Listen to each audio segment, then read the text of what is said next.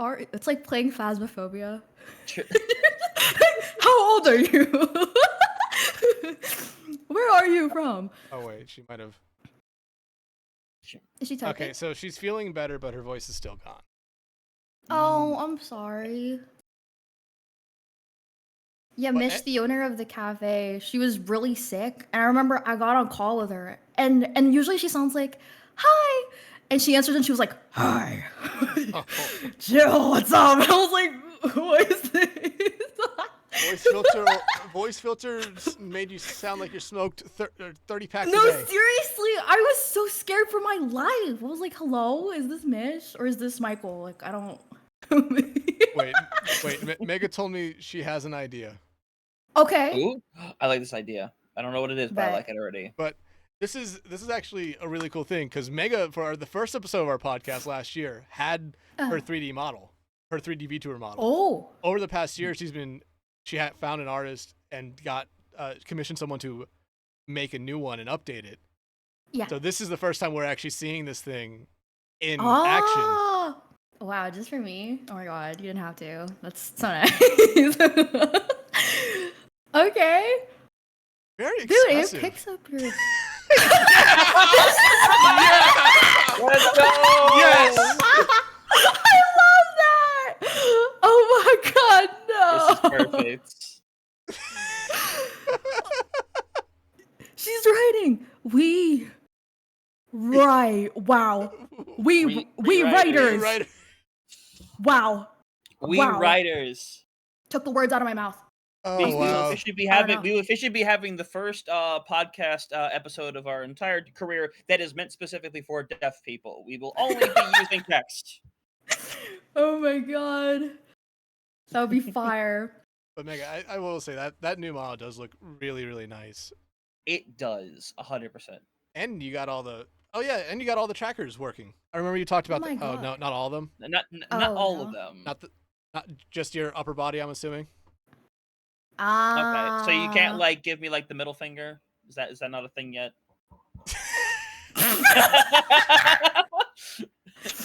Wait, can you really not? No, you got that? Oh yes! Yeah. She just gave you a knuckle sandwich, bro. No, I think that in sign language is fuck you. Fuck you.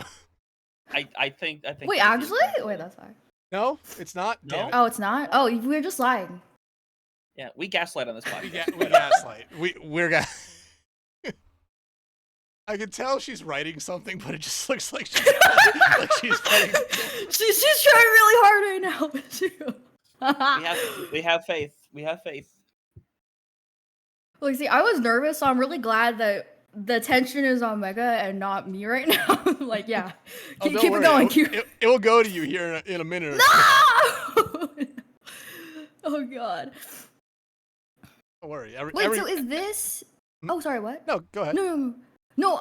Is this Mega? Is this your new model? Or okay, this is your new model. Okay, fire. Yeah, like I said, she showed us the updates that the artist was working on for her, like about a couple weeks ago. But this is the first time that we're actually like seeing it in action. Oh, I hate Hunter 200 or 100. I don't know. I think that's a 100. One. Oh, this is awesome, Mega. This is funny. This is very unfortunate. Oh, Mega, I have an update for you because my parents did watch the podcast last week, and when I told them that you're their favorite person on this podcast, they immediately said they had to say, no, you're not their favorite, but they think it's better when you're on it. Oh, damn. Oh, no! You made her sad. They like you. Hi, Dexatron's parents. Are they watching right now? No, this is a recording. It goes up tomorrow morning. Oh, okay. Hi, parents from the past. Now if we did this live, I would be very scared of doing this every week. Yeah, that'd be terrifying. Well, you know what I have to say to you, Mega. You know what I have to say to you on that one. Oh no. Yeah, I was thinking Hunter's been quiet. He's cooking something up. Yeah, I'm cooking a little something here. He's got something. Here, take this, Mega. Take this, Mega. Take this. Where? What? Oh, the. See, Dexatron's parents, if you read this book. Oh God, Mega, I love this so much. I love this so much. Wait, yeah. so wait, if you walked out of your room, like towards the back, would your model just get smaller, or would your legs just kind of, the legs on the model just kind of be like A posed there, or like T posed, but the rest of your body wouldn't? That'd be funny. I think we might be finding out.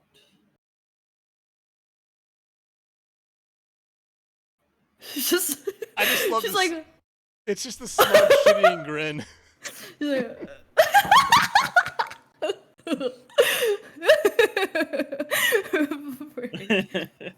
can we cuss?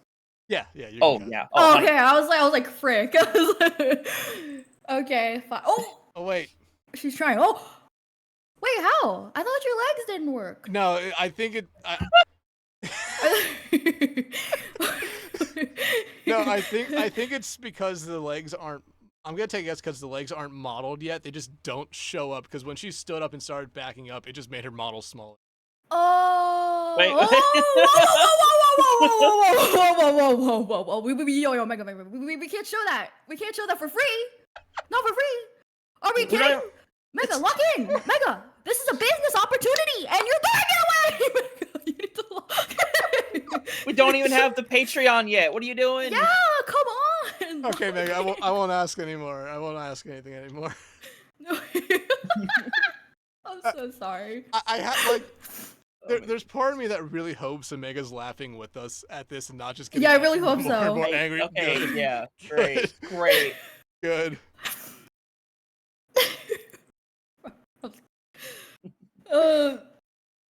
Yeah, no, I have ADHD, and it's so unmedicated. So like, if I like ramble a lot, I do that when I'm nervous. So I'm just gonna be all over the place. I'm just gonna warn you right now. That's fine. It's fine. Yeah. That's fine. Rambling on this podcast is more than encouraged. Yay! As we've now been rambling about Mega's new God. model for almost 8 minutes. Dude, it's fire. It's a point of contention. It is. Locked in. Oh, Ramble is what we do. what we do, fire. It Wait. is a podcast. I'm dumb. Yeah. Mega, hold that for Correct. one moment. Go back to that for one moment, please. Thumbnail. Yeah, we have content incoming. Let's go. Yep. It's gonna be probably the Twitter post, unless there's something funnier that comes up later. General chat. Oh, that's perfect. That's cute. Thank you, Mega.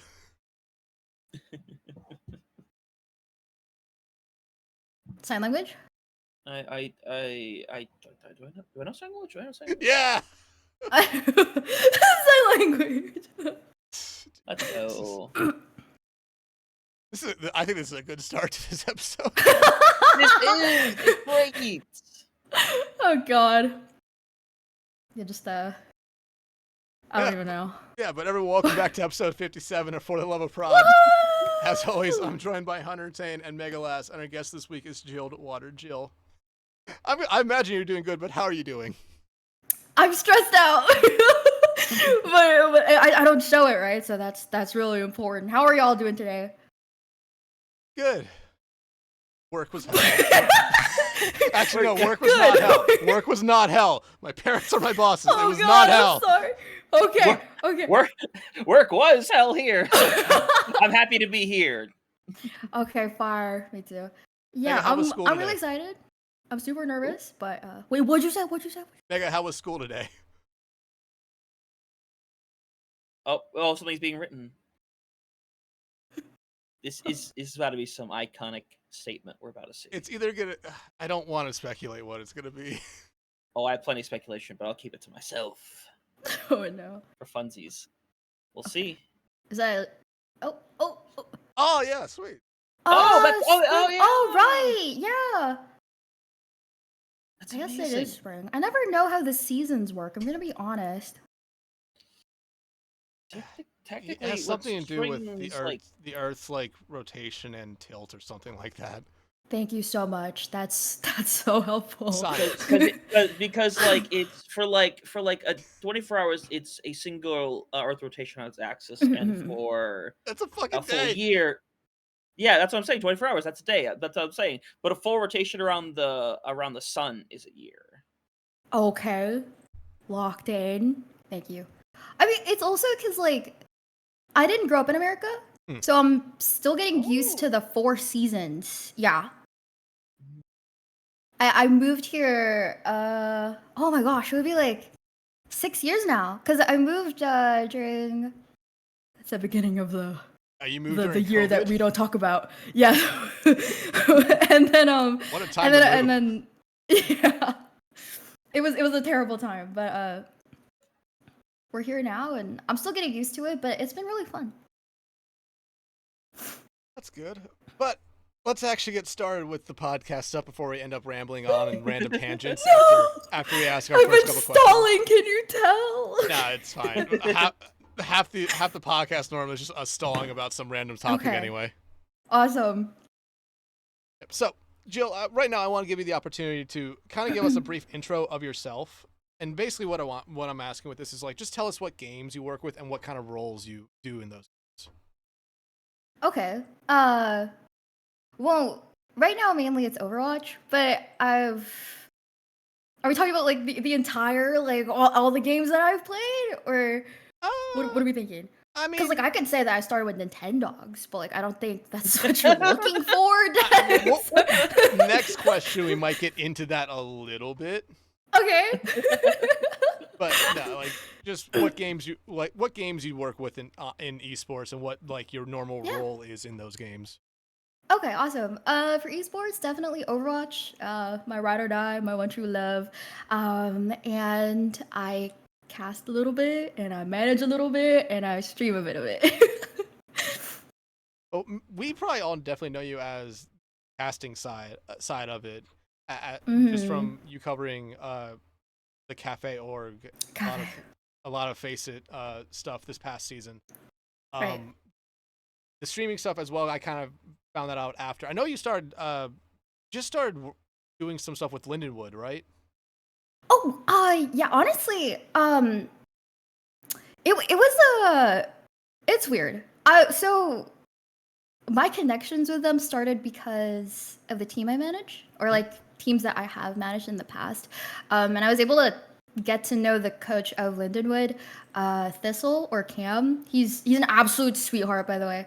But we would book scrims with him, and it was so crazy because just recently, I think they started having like an actual like dedicated cast to talk about Lindenwood, their team, and because me and Thistle were friends, there was a point where the co-caster, the color caster for Lindenwood was sick, and he asked me if I could hop on for like a game or two and cast with their play-by-play caster. So I ended up doing that. And I have to say, guys, when I started getting into casting, which is like, I'm a baby at casting, having to do like everything yourself is so difficult. You have to like observe, you have to produce, you have to talk. And like, guys, I didn't even know that there were different types of casters. I was trying to do everything myself. So like, I didn't know that there were color casters and play-by-play casters. And I only then discovered I am a color caster. But anyway, working with the production team, which by the way, shout out to them. They're so amazing. They made me feel like a spoiled, pampered princess. It was really, really nice. It was nice to just be able to cast and talk about the game and work with Xander, the play-by-play caster. It was really fun to do that. But I just go on there as a guest. I'm not like actually like, yeah. But it's been really fun. No, that's fine. Like I got my start at my college program when I was in school.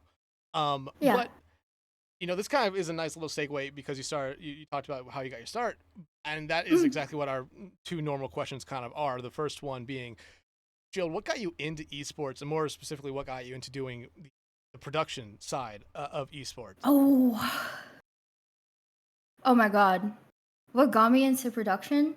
Or just what got you into esports in general, and you could segue into it. Oh, that's really...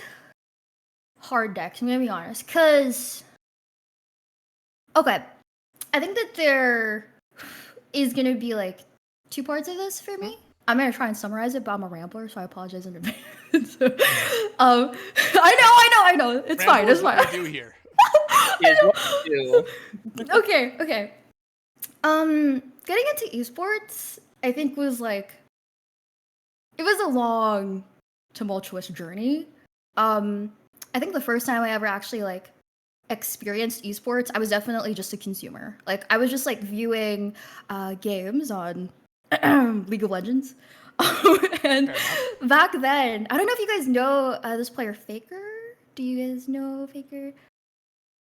You've heard of him? I think I've heard of him. He's the dude who's in the instant noodles commercial now, right? Yeah. Yeah. Okay, awesome. Basically, see, Faker's so good. He's a member of T1. He's so good that they built an entire team around him, and that even people outside of League of Legends know about him. So I was a huge fan of that. I was a huge fan of like players that were like fucking insane and just like really good at the game, and they almost felt like gods, like untouchable.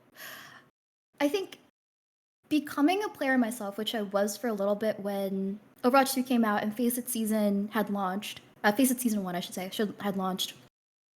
It was then that I realized, like, what the cost was to become a good player, to sacrifice what it takes to be a good player. Because when I started like playing in those games in esports, it was just with my friends. And then we got a coach when we really wanted to win. And then I started feeling like, oh, I like hate my friends. Like I'm getting like pitted against them because like they're ass and I'm good, I swear to God, and I want my coach to like me, right? Because like that's what like every player is probably going through is, you know, all of these players, they probably cry. They probably think that they're the worst player in the freaking world. And I didn't realize what it took to be up there. And so, that was kind of like, I don't know, because then I left and then I came back because I wanted to manage a team, and I wanted to manage a team because that experience for me was really traumatic. And this has always been like the core of my thing, but I became a manager because I wanted to be in a position where I could have the authority to stop something if something that happened to me happened to another player. So when I was managing, I was already streaming. I was already like my own streamer, whatever. And I was managing a cafe team. And that's when Mish, the owner of the cafe, came up to me and she asked if I'd be interested in observing or just like streaming games. She didn't ask me to cast yet. It was then that she kind of like recognized like, Jill, you can do this. Like you can become a caster if you wanted to. And I was like, I think I do, because I've always been into dramatics. I play D&D. I'm a theater kid. I like to talk a lot, and I like to talk really passionately. Yeah, right? Fire. And I like to talk passionately about things that I love. And I loved Overwatch. I love the players. And I was like, I want to like tell their story, because I didn't realize that there were so many sacrifices on the journey to become the type of player that ends up in these games. And when I was a player, I wish that I had someone like me in management or casting that was like me, or at least I try to be. So that was like the biggest thing for me as a caster, because I think I'm still starting. I think that I'm definitely still starting to be a caster, and it's really scary, but it's also really nice because everyone's already like done it so much more than me. So I have a lot of people to look up to. These guys, and I have a lot of like material that I can take inspiration from. So it's been a fun journey, and I'm still on it. So I'm really excited to see what it has in the future. And definitely one thing, and we've talked about this a lot with other when other guests have been casters in the past, like how I don't think how why am I forgetting the word? Just how willing like, people are to. I don't know if willing's the right word or welcome people are to like helping out people who are just getting, especially with casting, Yeah. especially with the production in Overwatch. Again, we always go back to Overwatch because that's the one we always kind of focus on. But it's because we've talked to all these people and they said like, yeah, there's been this person, this person. There's been so many people that are willing to help them out once they got their start, and it's always like this Right. really really cool thing to see that still. Yeah, absolutely. No, it's been really great. I think that it takes a village, Hmm. and I'm always really grateful to the people that have. I'm really lucky. Like I really am. I feel like right now it's really hard to get into anything in esports unless you have connections. And I'm gonna be honest, I didn't really have that until Mish kind of like discovered me, and she opened a ton of doors for me. I'm like if I didn't have Mish, I don't think I'd be anybody. Ah, I don't want to say that's not true, but like that is definitely something we've talked about a lot in the past. Like knowing people and like just knowing people and connections and just networking is such a big thing. Oh Even at the yeah. level that we're at, where we're mostly doing a lot Yeah. of this for free, like Yeah. still getting opportunities is like, hey, there's someone you've worked with in the past that suggested you, and they're like, okay, well, see if they're available, and like that's always been a big thing. Like me and Hunter did Face the Playoffs back in season 5, and that was because the person who was producing it had worked with us in the past and felt confident enough to say like, hey, I'll ask them if they want to do this thing. And I mean, me and Hunter both jumped at it right away. Oh yeah, no Right. Yeah. hesitation. Yeah, like I remember getting the message from I think I've said who it was in the past. I'm not gonna say it right now because I don't know if I should. And I don't know Oh. if I should have done it in the past. Don't worry. Okay. Don't worry. I don't think that many people watched that episode anyway.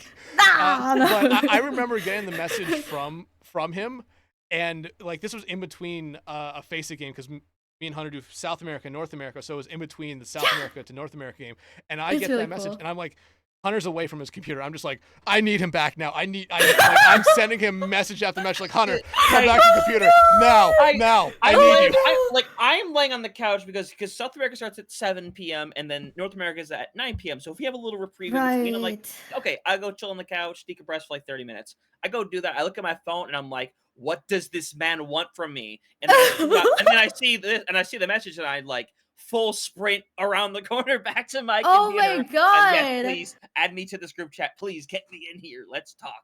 Yeah. Man. Oh my god. That must have been crazy. So you just like open your phone and it's like, hey, do you wanna like Absolutely insane. Yeah. Like even to this day, it is still I think the most insane thing we've done so far. Yeah. And now here you guys are, like locked in, loaded. Dude, you guys made me really want to like dip into like South America and stuff. So- There's some things happening with the cafe that I can't talk about, but the thing that kills me is the time zones. So like, I was just like, I have no clue how you guys do it, because it's so, yeah. I mean, for the most part, like it's not that bad. The only Oh, really? like bad time zone is like maybe about an hour difference from the East Coast. Oh, And really? Oh, now that daylight savings has happened and we've sprung forward, I think we're now like matching what time it is in Brazil. Is that right, Hunter? Yeah, well, somewhat. So some regions within South America don't adhere to daylight savings time. So when we do the Face It thing, whenever we have the time change due to daylight saving time, the time Mhm. changes for that as well. So, like, we're the situation now where we've now sprung back forward. So now South America is going to start at 7 o'clock, as opposed to last season when we were in the winter and it was at 6 o'clock. So Oh. it is a little bit easier in that retrospect because it's a little more time for Dex to actually get home and eat food before having to run to his computer.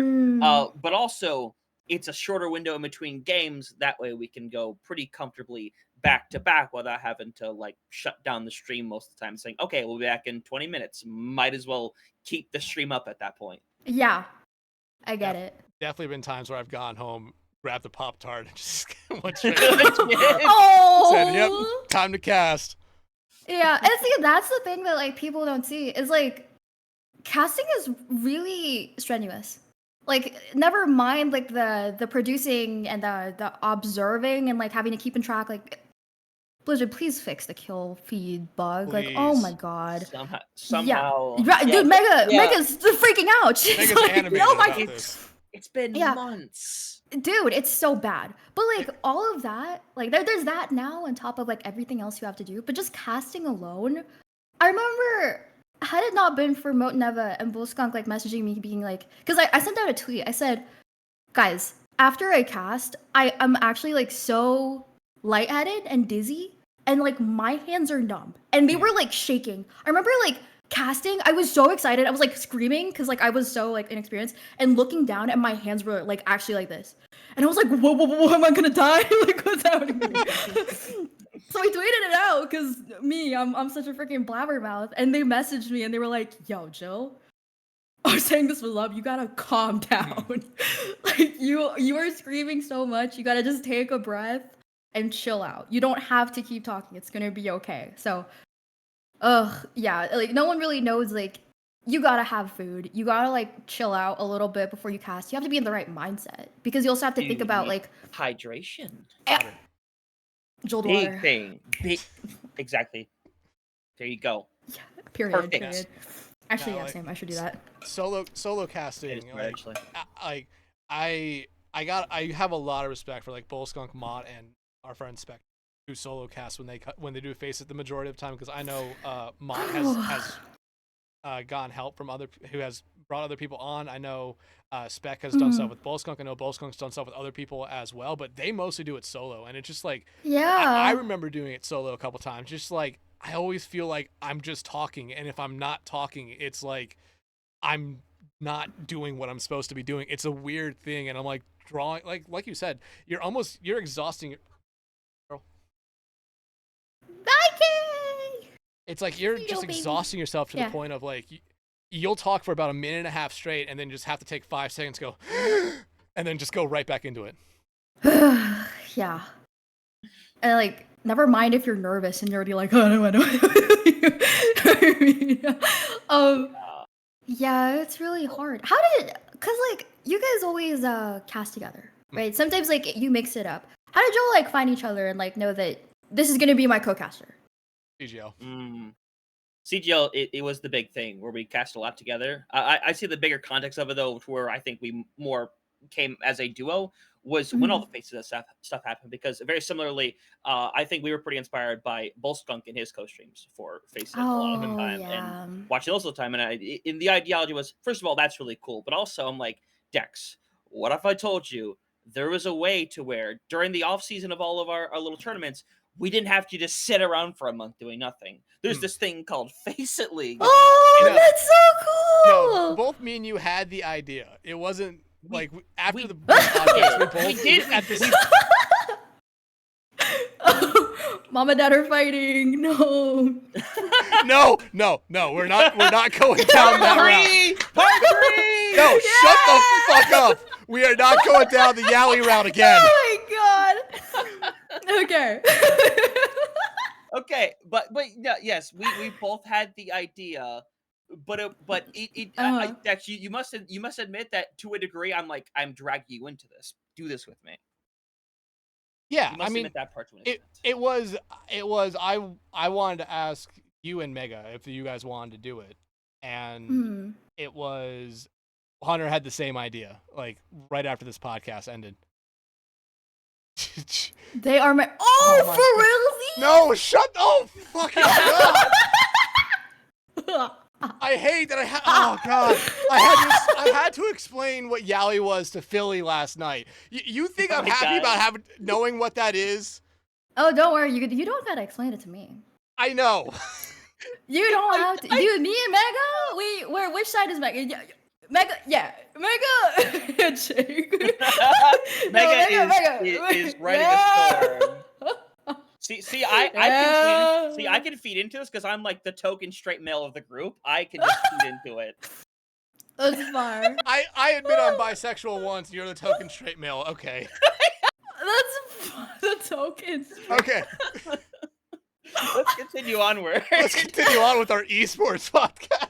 Yeah, right. Okay. Oh, Just to get us back on the track here. So we know what got you in, and you've been telling us a lot about basically what the next part of the question is. And my guess is you can probably already take a good guess of what it is. But what keeps you coming back? Like I said, you've been talking a lot about what keeps you coming back. Yeah, I have been kind of talking about that. I never really leave much to the imagination, do I? I don't know. The people? Probably. The people. I think that, like, when I first got into Overwatch, I was just a Mercy one trick. And I feel like in Overwatch there's a lot of like almost like categories of communities within Overwatch. There's like the quick players, there's like the Mercy one trick. Actually, any one trick, like they have their own little community. And then there was esports.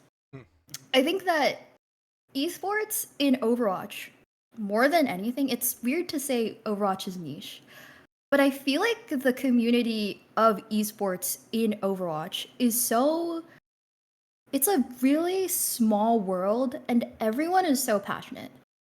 Like, if it's the players or the staff or the casters or just anyone that's involved in that scene, it's hard not to look around and kind of feel like you're a part of something really bigger than myself.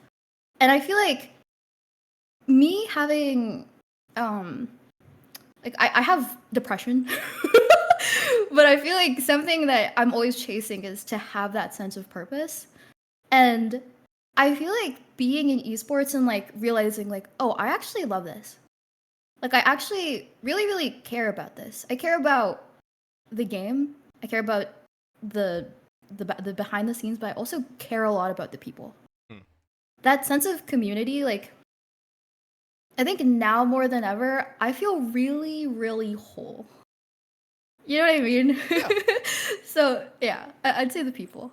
Yeah, and like, I'm gonna say this: people is by far our common answer, and I always say it is a good, especially for Absolutely what we do, and especially what this podcast is, and most of the guests are, with being prod people outside of just casters who you don't normally ever see, you don't normally ever hear from.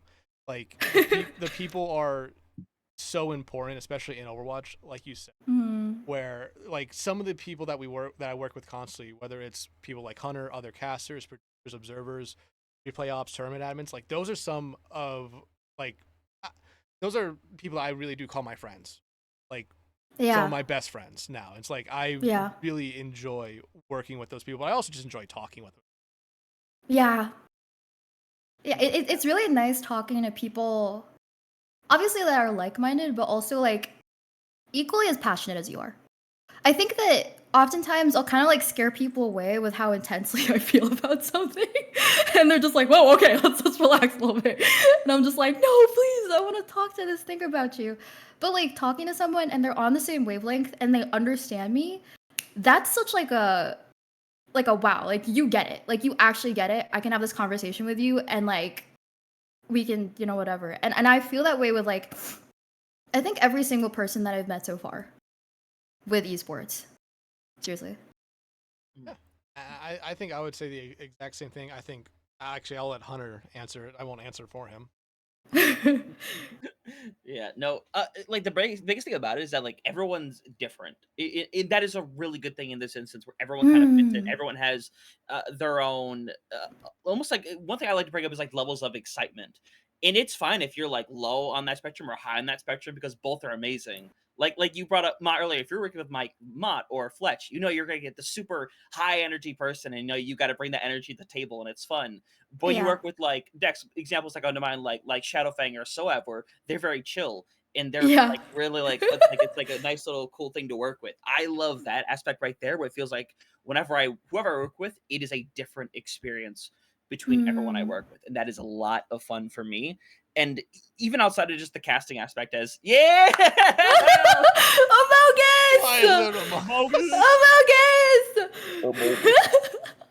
Hold it there for a moment, Mega. People are cool. Thank you. People are cool.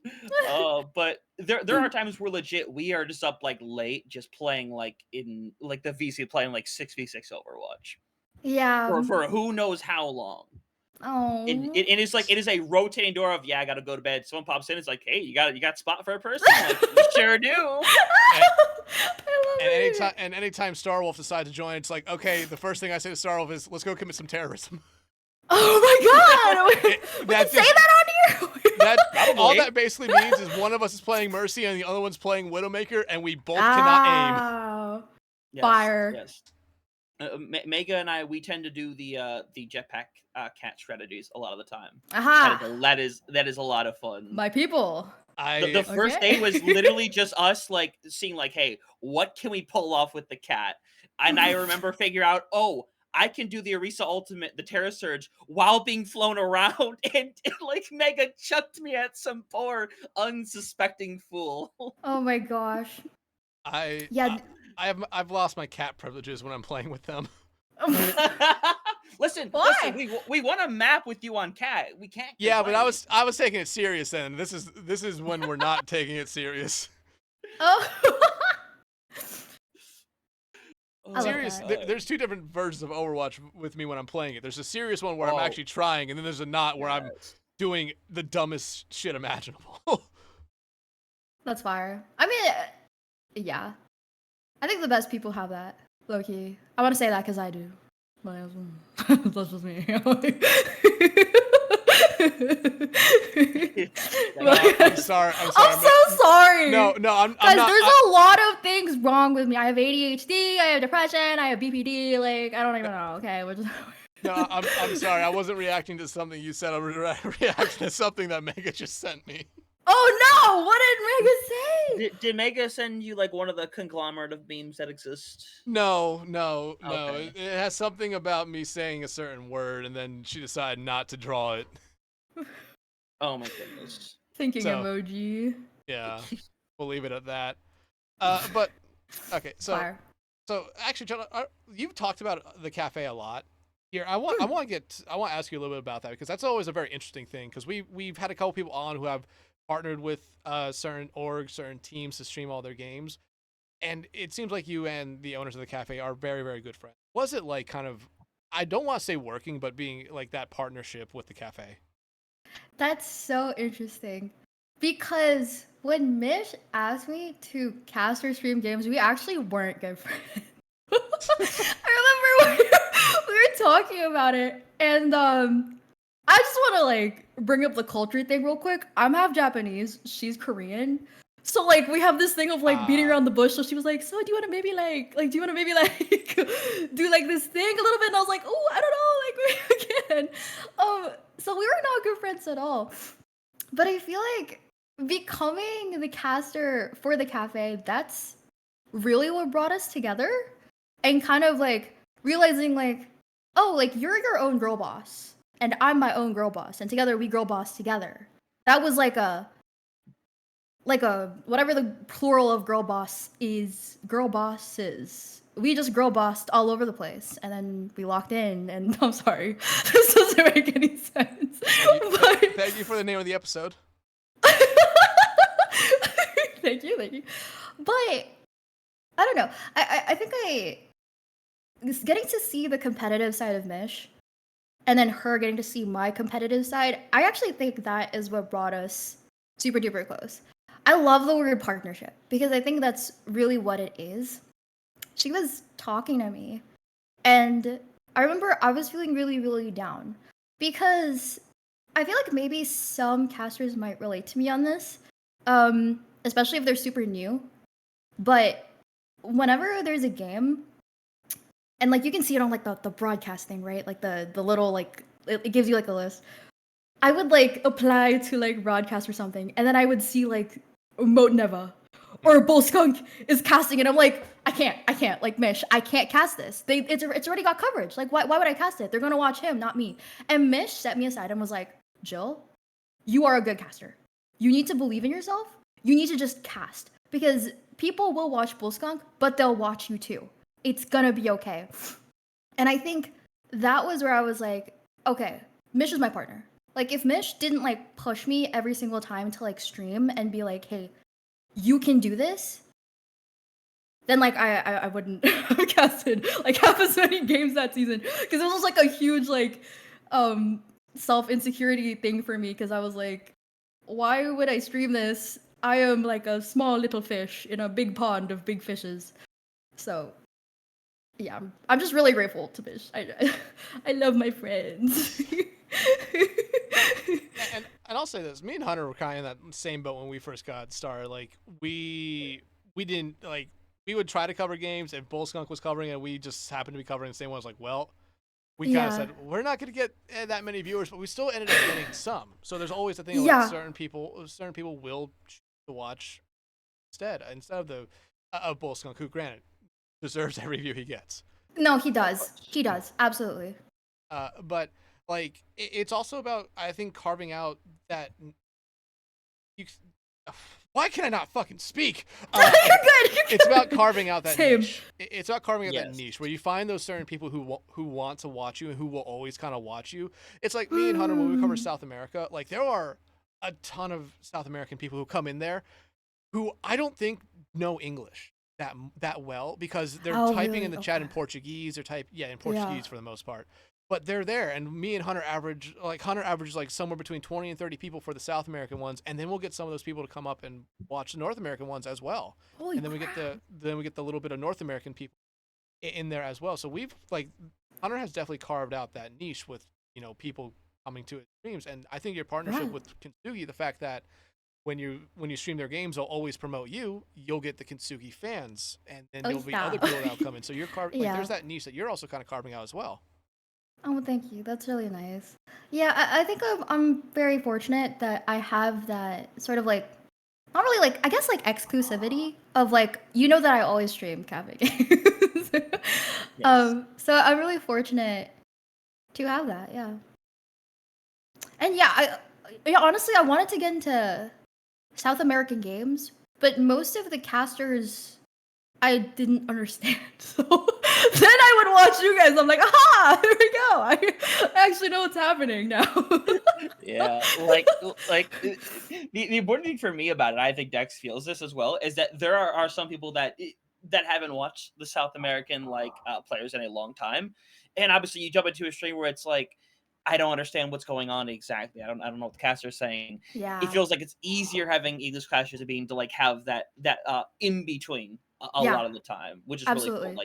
Like that is an important thing. That's what a lot of people want with a lot of the Korean broadcasts, because for a while, and I'm not sure if this is the case going to 2026, you know, knock on wood, but we would just basically have people that would be like co-streaming it. Like you would think of like a Commander X or like an Avril, whoever have you may, and that's our only connection. But imagine if like Yeah. you only had the Korean stream to watch like the Korean players on.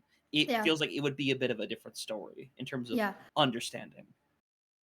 I did that with the Japanese, with WCS Japan, and I'm gonna be honest, I didn't understand a lot of what they were saying, but I could tell the casters absolutely loved what they were doing. Yeah. They were having a lot. I mean, that's The the main Japanese thing, casters right? were having a lot of fun with it all. Oh. It was really fun to not understand what they're saying, but know that they're like they are doing a Like, really good "Oh!" job. Yeah. Yeah. No, I know. This is why I always tell people I can never be nonchalant. But I'm half Filipino and half Japanese, and those are like not nonchalant ethnicities. Like, there's on one hand, like they're always singing and screaming, and the other hand is like whoa all the time. But yeah, I feel like it's really important to have like different types of coverage for those things. Yeah, because like I'm thinking about it now. Like, imagine if there wasn't English coverage for those like games outside of NA, then like no one would know. Yeah. And they wouldn't get anything. Yeah. That's crazy. That's actually a crazy world. It really is. Like, again, very thankful for the people that do like co-stream them in English and the other languages as well, to be able to at Right. least get the audience there. But going back to the Kafe Org, I mean, this past season in Face It was like, sorry to kind of tangent that segue back into No, it. you're so good. You're doing what a host does. I like it. This Yeah, past yeah. season, this past season for the Cafe was an incredible one. I mean, you had Oh, Kintsugi win in NA. You had right? Jaeger win in EMEA. I mean, Yeah. like, being like, what was your kind of feeling with that? Because it's like I don't know how I would react because I feel like I would be very, very happy for it, very, very excited, kind of like shouting from the rooftops. But this, like, how were you feeling during all that? Dude, I'm not gonna lie. I feel like I was happier than Bish and the players were. Cause like, look, okay, when I'm casting their games, I really feel like their biggest fan. Like, I feel like they're because I'm like out there. I don't know if you've like seen me cast. I've toned it down a lot, but I tend to scream a lot. And so when they started winning, I'm like trying to be like non-biased, right? I'm like, oh yeah, great job for both sides. And then we start winning. I'm like, oh my god, they're gonna win. And I was really, really excited. When we also acquired Jaeger, because they were LFO, like, it was a weird time. It was a weird time, because they were, like, their own thing for a while. And then they branched off, and then they became their own thing, and then they reached out to Mish, and they were like, hey, do you want to pick us up? We've heard great things. And then me and Mish were talking. She was talking to the staff, and we were like, okay, let's do it. And I was like, okay, Mish, I'm not gonna lie. I've never streamed an EU game. I don't know these players. It's a really bad time for me. But I'm gonna do it because I want to see what they have in store. And like this is why I was doing this, right? It's to tell the story. So I remember watching them and just being like, oh, holy crap. This is the start of something special. Like this is huge. This is like I can't even like begin to like what's the word articulate how I felt in that moment. I was just so excited and really like grateful that I was a caster and I got like front row seats, much less like a cafe caster. And I remember like DMing as many of the players as I could and be like, whoa, congrats! This is so amazing. Yeah, they probably find me annoying, but I gotta say something. I can never stay quiet. That's the unfortunate thing with me when it comes to casting. Like, I just feel like if any player ever goes back and just watches like me cast or me and Hunter cast, just like I feel like they're saying, God, this is a fucking moron. But oh my gosh! even though there's plenty of players that reach out and say like, "Hey, thank you so much for doing this. It was awesome to have your game cast." I always just feel like that's just them being nice, right? Like if they were honest, they would just say like, "Suck." Like yeah, like it's definitely like that feeling, right? Because it's like as a caster, you're always just like thinking, "Am I doing enough? Am I representing this team enough? Am I making them feel like I am casting their game, telling the story the way that they want to?" So it's always really scary, and it's hard because you yourself become the obstacle between that and like telling that story really well. I want to talk about this. I really try my best to do this. I wish that more people did, and I wish that managers, when they're asked for this, I wish that they would actually respond. Asking for pronouns. I really try my best to ask for pronouns. I'm not gonna name any names, but I've been messaging some managers, and I'm like, hey, what's up? What's these people's pronouns? And then they ghost me, and I'm like, okay, I'm just gonna do the research myself on Wikipedia and be like, okay, Onion is she her, Santana's she her, stuff like that. But I feel like that's really important because like it goes along with the storytelling thing, right? Is I want to represent you. Help me do that. Yeah, and I think that's one thing that a lot of the co-streamers or even like the co-streamers, like they've asked for that. They've asked Faceit to provide that, like at least put something on the website saying like, hey, at least have that there so that we're getting it right. Because I forget I forget what player it was or what tournament it was, but I remember there was someone who actually got like mad because like, hey, they were mispronouncing my name the entire time and they were misgendering me the entire time, and I'm just like, well, I mean, like, we don't know. Yeah, we don't know. Like, we're gonna try our best. We are gonna try our best.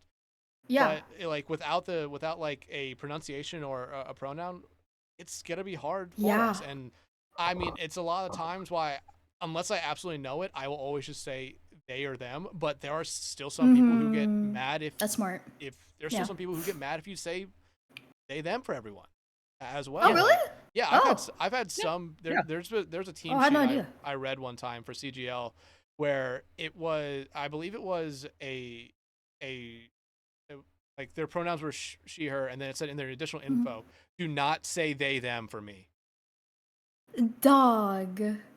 I guess like I can kind of understand, but it's like they also need to understand our side, right? Because it's like I can only imagine what it's like when you're not focusing on one team like I am. Like with Kintsugi, I already know the players. I know how to pronounce their names. I know they're like I work with them a lot. But if you're like rotating between 10 different players every single cast, and some of these players might be new, they might be like new blood. You have like literally no information on them, no Wikipedia, no nothing, no stream, nothing. No house, no money, no bitches. Then like how are you supposed to proceed and represent them well? What are you gonna do? How will you say their name and their pronouns? That was like out of left field comment. It just made sense. Oh God. But you know what I mean? It's like Yeah. So yeah, like players, we get it. But like, do you get us? We're trying our best here. You know what I mean? Yeah, Like we really are. It's really hard. Yeah, it's like when we have something like, thankfully, like CGL, like we have team sheets from that are given out that all the managers teams fill out, so we know every single player, we know all their info, we know pronunciation, we know pronouns, so that way everything is locked in. But it's not always. Wow. Yes, okay. It is. Big shout out to them because it is such a helpful thing. Wow, where you can go in. That's huge. Yeah. It's massive. Yeah. If your game gets chosen to be streamed, like the manager and coaching staff. For one more minute, okay, thank you. Oh my god. That's fire. Yeah, if like for CGL games, it works like this. If your game gets selected to be broadcasted, there will be a message I could send out to everyone that's on the coaching and managing staff that says like, hey, just to let you know your game's gonna be streamed. Please fill out this team sheet with all the information for your team. And a lot of times the managers will either just pass on to their players to fill it out themselves, because there is that like additional, there's a little section at the end that says additional information or fun fact. And sometimes that fun fact's very funny, or it's just like, oh yeah, actual information. Yeah. But like it has. And you also get to know their personality, so that's really great. Yeah. Yeah. There is one thing I hate about though, because some people will actually put in their name, like the name they want to be called, but it doesn't match up with what they're called in game, like their actual IGN, and it's just like, okay, yeah, so you wanted to be called, like, I think, like, here, like it. Let's just use me an example. So if I just said, okay, yeah, just call me Dex, but the name in game is like Pumpkinhead. I'm not gonna remember that. I'm not gonna call you Dex. I'm calling you what it says in game. No, yeah, totally. Like it's just too much brain power. Like I would if I could, but I'm like we're like juggling so many different things. It just completely slips your mind. Like if we mess up your name, it's not on purpose. It's a complete accident. Like we're everywhere and we're trying to make it look effortless. You know what I mean? Yeah. There'll be times where there's like, especially this happens with Faceit sometimes, where we've gone in to game and realize, oh, there are multiple names that are different, and we have to come to terms with, okay, who is who, because it is very important to know who is who in that position, especially if you have the info and such like pronouns, because if you're wrong, you're going to find out very quickly that you are wrong, and that it's not. And then you get the brunt of it. Yeah, it's not a fun thing to be wrong about. Yeah, I think that's like something that's really scary about being a caster is like you do want to tell the story, but if you get it wrong, you are the first person that gets canceled on Twitter. You know what I mean? Like because you're the face, you get all of the backlash, and because we make it look so effortless when we're out there and we're casting and whatever, people don't realize how difficult it is. So they tend to take it a little bit for granted. I don't want to say that because obviously there's like grateful players, right? But yeah. There are tons of grateful players, especially a lot in the T2C or like Faceit League. Like I said, there are a lot that are very grateful for casting their game, for covering their game. Yeah. But how was I gonna? You got Oh no, this. You got Dad. this. You got this, Dex. Oh no, You can do it. You can do it. not the early my onset system. dementia. No. We're gonna be casting. Trace your steps. Casting, Yeah. trace your steps, yeah. We're gonna be can't casting retrace- like when we're like I can't 30, and retrace my I'm gonna steps, say I'm something sitting to him. I'm gonna say something to him, and he's just giving me the blank He's like, stare, like just the blank stare. Like I said nothing. It's like, yep, Oh no. yeah, you said it. Wait, there's grateful players. There's It's grateful players. they take it for granted. We get backlash. The thing is, I was just gonna say that and transition into what I was gonna say, but I can't remember Yeah. what it was. Fuck! No. I can't wait to ask the next I- question and then just remember it. Does Mega have something? Mega's cooking something over there. Oh, Mega's cooking. to bring to the table. I have noticed. Very determined look, by the way. I have. Oh. Oh, No, I can't wait for her to turn around and just another like Among Us. it really is. It's just gonna be. The eyebrows love are this thing. killing me. The eyebrows, And now- the eyebrows now- really do make it Yeah. look like she's just focused. Yeah, it's super cute. Yeah. Spider. You know. I'm Yeah. mad. It's all right. Listen. All right, old man, go take your meds. Go take a nap. Figure it out. You're older Oh than my me. God. Yeah, but like, whatever, right? What did you eat for breakfast, huh? Yeah, what did you eat for breakfast? I made an egg and like kielbasa, Oh, not biscuit bagel. we Okay, had that's something very pretty good. similar, but I had ham instead of I- kielbasa. I have ham in my the only reason I had kielbasa is because it was my dad's birthday. I just took home the leftovers. Oh, happy birthday! Oh, okay. Pronouns are hard when you gotta cover Overwatch meta shifts and yap fast. True. And another Amogus. True. True. I think that's the hardest thing. Is like you have to think a lot. You have to think faster than you're talking, and you're talking at the speed of light. Mhm. That is so annoyingly hard. I think that's why like I was like, okay, I can't do play by play. I'm gonna just stick to color casting. Hunter, I have no idea how you do it because you're a play by play, right? So like whenever I hear you talk and it's just like nonstop yapping and it actually makes sense, I'm like, brain blast. Yeah. It literally just is an instance of like thinking about what you're going to say next while you're already saying something. That is the act Yeah. of it. And sometimes it's easier to bring up depending on how the game's going. Other times it's not, and you will stumble over that one word and then you will just stop for a moment and it's like, oh shit, where do I go from here? Yeah. And sometimes if I'm with someone like Dex, or he goes between the two, he knows both roles very well. I can be like, and I'd be like, I'm losing myself, and I'm like, Dex, it's insane that this fight is still going, and then I know he'll take it away, and I'm like, lock in. It's insane that's still going. Yeah, it is. Throws it right back. Yeah, it is. I don't want anything to do with this. Take it. Oh my god, that's Throw it so on him. good. I could do that with Dex. If I do that to Spec, he'll burn me at the stake. Yeah. Spectron will find where I live. That's funny. Yeah, you know that missile that's at Toledo? Yeah, that's gonna be coming to your house, buddy. Oh wait, yeah. Just don't know that lore? Actually. No, that I the- don't know. Oh, God. Oh, Let me pull it. Dex. What is Yeah, it? You start talking about the lore. I'm gonna start. Yeah. looking it up. So the lore is Oh. around where I live. I'm not doxing myself because I've said I lived around this Oh. area for like as long as we've done this podcast. Whatever. But we have two universities around here. We have Toledo and Bowling Green State University. Okay. And Toledo, their team for their for their football team is the Rockets. So that rocket right there, if that were to actually fire as a real missile, it would land right at the 50-yard line of Bowling Green's football stadium. Oh. Just so they know, at any time we please. And Spectron is going to school for engineering, so he would definitely know something. Even though it's a completely different field of Oh, engineering, he would know something about shoot. at least changing the angle of it. So you guys are always holding that threat over their heads. You're just Correct. Like, hey, Yes. Correct. The Yes. threat of better a not missile. act up. Threat. It's a threat.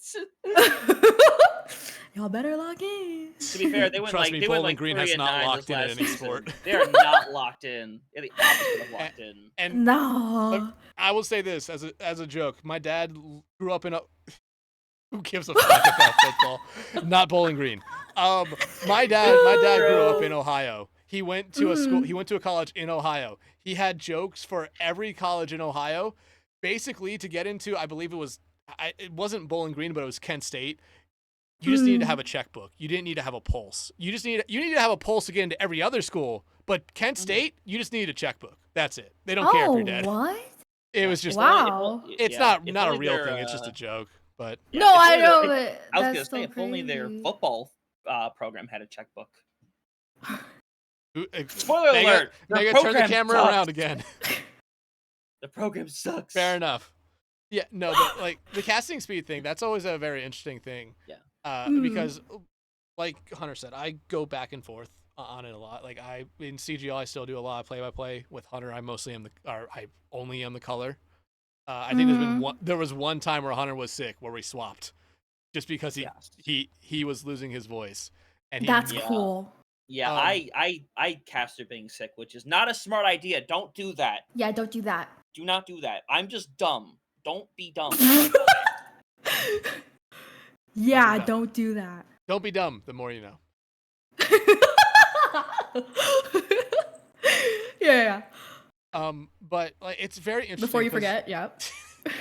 Yeah, before I forget. Go on, Dex. It's very interesting because there is that difference in speed, but like being able to like you said, it's hard to be fast and still be understandable. You don't want to be like. There's a lot of people that when I did VOD reviews when I was just getting started, because I was mostly doing play-by-play at the time, I was like, stop being a rap god. You do not need to be a rap god. You can go slower and still get everything across that you want. You just have to figure out how to shorten down every sentence. It's not like, okay, you don't need to talk about, okay, yeah, the tracer blinked twice into the back line, threw out the pulse bomb, recalled, and was able to find two with it. Like, no, it's just like, oh yeah, they got the stick. That's it. You don't need to but casting speed is so fun because there are all those times where like you just go fast and you don't even recognize it, and it feels so good when you go back and watch it, because like, wait, I was going really fast. You could still understand what I was saying. I wasn't mumbling. And like Hunter does that a lot, where he gets really, really fast with it, but he also is really good with just keeping up with it as well and not like starting to mumble. There are some times where like halfway through it'll be like one or two words of mumble, but I can still kind of understand what he's saying. Hunter, That's I definitely do have my mumble moments where I just go, and I realize it more after the fact than during. But at that point, it's like I am a caster who has not perfected his style yet. The Hunter that I know needs to slow down just a little bit and get a better grasp on what he's saying. But that's an important thing to have as a caster, to know, like, hey, I know what I need to do differently. I need to just execute it differently. Now, do I execute it differently? No.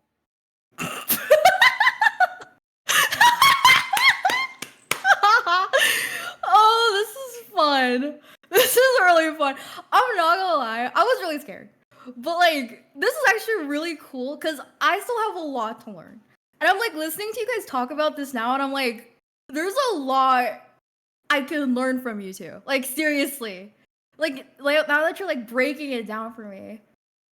Yeah. Like the biggest thing is, me and Hunter mess up all the time. And granted, we talked about bug fixes earlier on. The kill feed bug is definitely one of them. Mega did tell me there's a bug right now with Diva, and I'll say here what Mega said. Casters need all the No, we do. You're right. That's You're what right. I like. That's Mega and Spectrion have that. They have egos. They are not afraid to just start ripping into someone or a team if they mess up. Yes. Constantly mess up. If it's one time mess up, it's like, okay, hey, a mistake. If they've done it 5 times in the same game, they're gonna start ripping you as if you've never touched this game before and you should never pick it back up. Mega, is that true? That's crazy. I mean, I should. I feel like lately I've been more comfortable with being a bitch. But it's definitely been really hard because like I don't want to like dog on someone and be like, hey, you're playing like a stupid fucking dumbass. Like, what are we gonna do? Like, why do you keep doing that? That's stupid. Stop doing that. But like sometimes it's content. You know? Oh God, Sometimes. No, go ahead. What? Finish your thought. Yeah, but sometimes it's really great content, and that's really it. I feel like some of my favorite what the heck, my favorite moments from casting, because right before I cast, for like 2 hours, instead of music, I listen to people casting, like whether that be like people casting Face It, or like old casts for OCS. Exactly. Thank you, Mega. Thank you. I will be taking you up on that. Thank you so much. Thank you. But I'll watch like people cast, and then I'll also watch like best casting moments. And some of my favorite ones are the ones where they're like screaming because of a crazy play, but it's also the ones where the casters are like, "What the fuck are they doing?" And I'm just like, "Wow, I want to be like that." I need to start. Like I used to do something. I need to start doing it again. Where I would actually. I used to have like a webcam because I stand when I cast. Normally I'm standing and looking like directly at my monitor right here. But then off to the right, I would have another laptop going that would just be recording me. And so I would have like reactions, like my reactions to stuff. I stopped doing it for some reason. I need to start doing it. I think it's mostly Wait, that's cool. Yeah, you should do that again. Yeah. Like, I think I did like 50 of them in a year.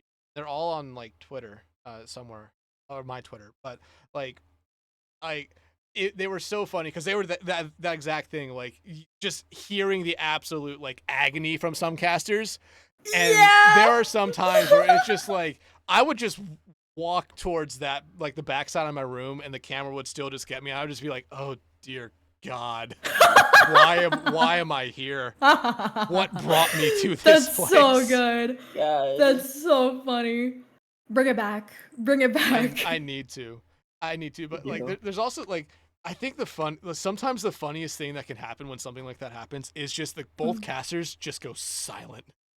Like they're sitting there trying to process what the fuck just happened. That's so funny. Yeah, oh no, I just had an example. Okay, because me and Spec we did the Heroes of tier 2 thing last night, and we had 3 C9s in a single series go down. 3 of them. And to be fair, the first one was just like the regular reaction of like, oh my God, and it's like he's like, that's egregious. The second time it happens, and I call it out, and he just goes silent, and I'm like, this man's oh Please tell my me God. Spec called someone a fucking Muppet. to that degree, yeah. Wow. Like, bro did not hold back. It was great too because like one side was like consistently like EU players, the other side was like NA players, so we kind of had like a back and forth thing for that. That was a lot of fun, but yeah, legitimately, and EU won, unfortunately. But guess what? The NA team, they won the whole tournament, so I got the last laugh. So it is what it is. Spec will always hold it over our heads that, oh yeah, the last team to win an OWCS event was an EMEA team. It's like, okay. And? That's really fun. Oh man. Yeah. Oh, I was about to spoil. No, go ahead. So no, I can't. No. I'm like I'm legally binded to not say anything. That was actually really bad. Oh. Oops. Would have been the first time I would have actually had to use the bleep video that I have. Yeah. Ooh, I've been close to using it once, but then I just decided, you know what? I can cut out the first 30 seconds of the podcast. No, that's fire. No, there was one cast I did where the game ended in like an atrocious, like both teams were fighting at like the middle point of the map, and it was on Esperanza, and one of the teams just wank and ins my games. Wank. Fire. Wait, Mega, hold it there for a moment. I need to take a photo of this and add him immediately. That is smart, yeah. What rank is God. Meg? Oh wait, well I'm typing this. Why Not did I high almost enough. just send this to you? No. Not high enough. Oh. Oh, there's more. Oh, diamond. Okay. Yeah, I bet. Yeah. Yep. Diamond what? Diamond. Diamond. Oh, okay. No, what I was gonna say, that there was like an atrocious C9 where both teams were fighting in the middle of the map and someone just stole the bot, and by the time we recognized it, like the team that would stole the bot purposely was not killing anyone. They were just doing enough to make the fight seem like it was going on, and then the game just ended, and me and the co-caster I was with, whose name was Gio, didn't speak for 30 seconds. Oh my god. And it was just one of those, like, I think both me and him were just kind of waiting for the other person to say something, and then it was just like a half a minute's gone by. We're back on the caster scene, and no one said anything. Wait, he was like doing it on purpose to push the bot? I don't.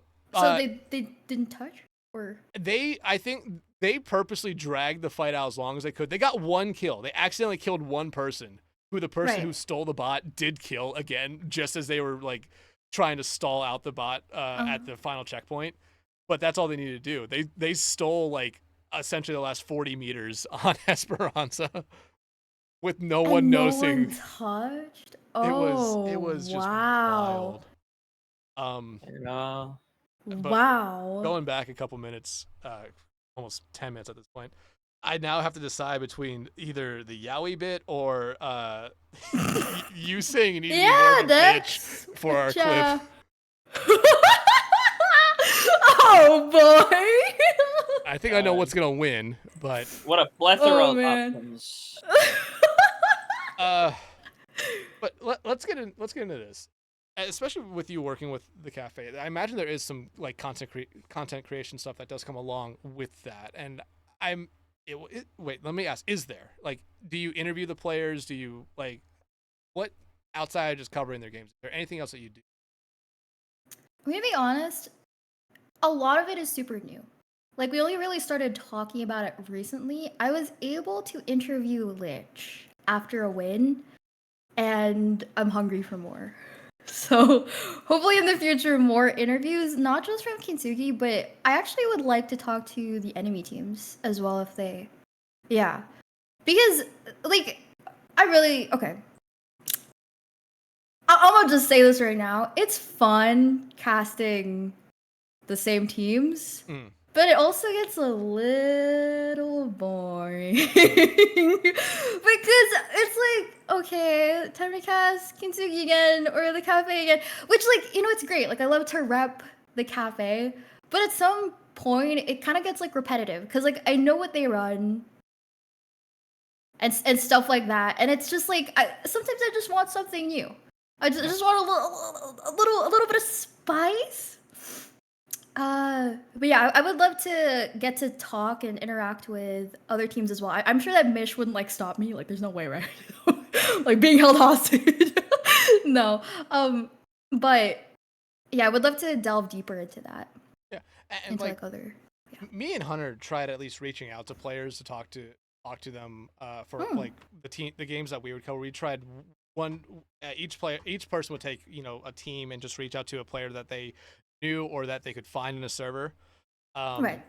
And like we would just ask a couple quick questions, but like interviewing the players is so fun because you get to know a little bit about their personality a little bit more than just like, hey, I'm gonna send you these 5 blanket questions, type out your answer, because you don't hear the tone of voice, don't hear if they're being sarcastic, if they're being like if they're being that like like that fake anger where they're like trying to draw up like drama for the game or whatever. Like, especially in tier 2 where you don't see a lot of player interviews. Like, I know Face It would do one maybe like every other week with like Bullskunk would reach out to someone, but there's not that many interviews, and it's something where I think there's I'm not gonna say I don't know if there, but I feel like there's gonna be a little bit more of a push this season to try get some more stuff to just get more Yeah. attention to Absolutely. masters and the stuff below. But interviewing players, it's so fun because we all do it here after our matches on CGL because the winning team they have the option to send someone to do an interview, and Oh. sometimes it's really funny because sometimes they throw someone at us who's just like, I don't want to be here, like, and then there's other times where it's like, I covered a game, we got the entire team to come in after the game, like all 5 members of the team to come in and do the interview. It's like, oh, this is I've never done this. This is gonna be something. Yeah, I feel like that's a little overwhelming. Like, how would you even begin to like ask questions and receive answers? It's funny because basically we would ask the questions and they would go one by one, but it's not like there's something there telling you who's talking. So it would just be, you're hearing 5 voices. You don't know who they are. Oh God, that's scary. I can't even imagine. It was fun. They had fun with it. We had fun with it. But it like the last 2 questions, especially like I always just say after the final question, I just say like, okay, hey guys, here's the floor. Shout anything you want. And it's like one by one, they're all saying like, you know, shout out this, shout out my tank, shout out my DPS, shout out my supports, but they're not saying who they are. So it's like everyone going down the list saying the exact same thing. But it's just like, I think one person said, yeah, shout out my tank, and they were just talking about themselves. Oh, that's so funny. I love that.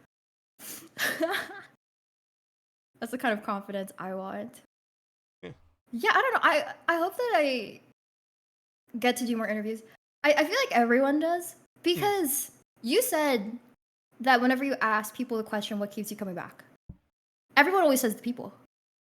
Majority of the people. There are some people that have said other stuff. Like we've had some people on this podcast before who working in esports is their main job. Like that's the thing that keeps them coming back because it is their source of income. Like it is their main source. Because like they don't want to be broke on the streets. Yeah. Yeah. Fire. Yeah, I mean that'll definitely keep you coming back. You know. I was gonna say, okay, for the people that did say that they're here for the people, I feel like it makes a lot of sense to be able to have those interviews, and I guess like to have more access to them, because I feel like one, not a lot of people know unless they like go out and find it that their FACEIT games are being streamed, and like sometimes managers just don't respond, but it's just like if I don't contact the manager, how do I get to the players? Like, you know what I mean? So yeah, I wish it was more accessible. I would love to talk to the players, get to know, you know, their personalities, what the mind is like. I've always thought that if you're really good at Overwatch, there's something wrong with you. You know what I mean? Like there's like because I said, right, like you have to text, no, please don't die. No, text. I'm not dying. I'm just writing something down. Okay. Yeah, but it's like you have to sacrifice a lot to be good at the game, right? Whether that be like your time or like whatever it is, you need to take away the hard work, time, and effort that you put into something else. Sometimes that's people's like ability to be social, and then put that into the game instead, right? Because I know a lot of players, they're very sweet, but they don't really know how to talk to people. But they're really good at the game. But like, I feel like getting to know what is going on in their brain, I just love to sink my teeth into that. Get to know like what is going on. Like how does your brain work all of these things out? Because it must be a completely different playground. You know what I mean? Like I can't even. You know what I mean? Yeah. Now, I'm sorry, but you immediately said like some like, you know, they have to sacrifice their social life, and I just immediately thought of that the EMEA team that was just it's super shy, but it was their real name was Super Scared of Women. Okay. It's just yeah. For some reason. But you get what I mean. Yeah, no, I get what you mean. Yeah, you see? Like, my theories, they cook. I never miss.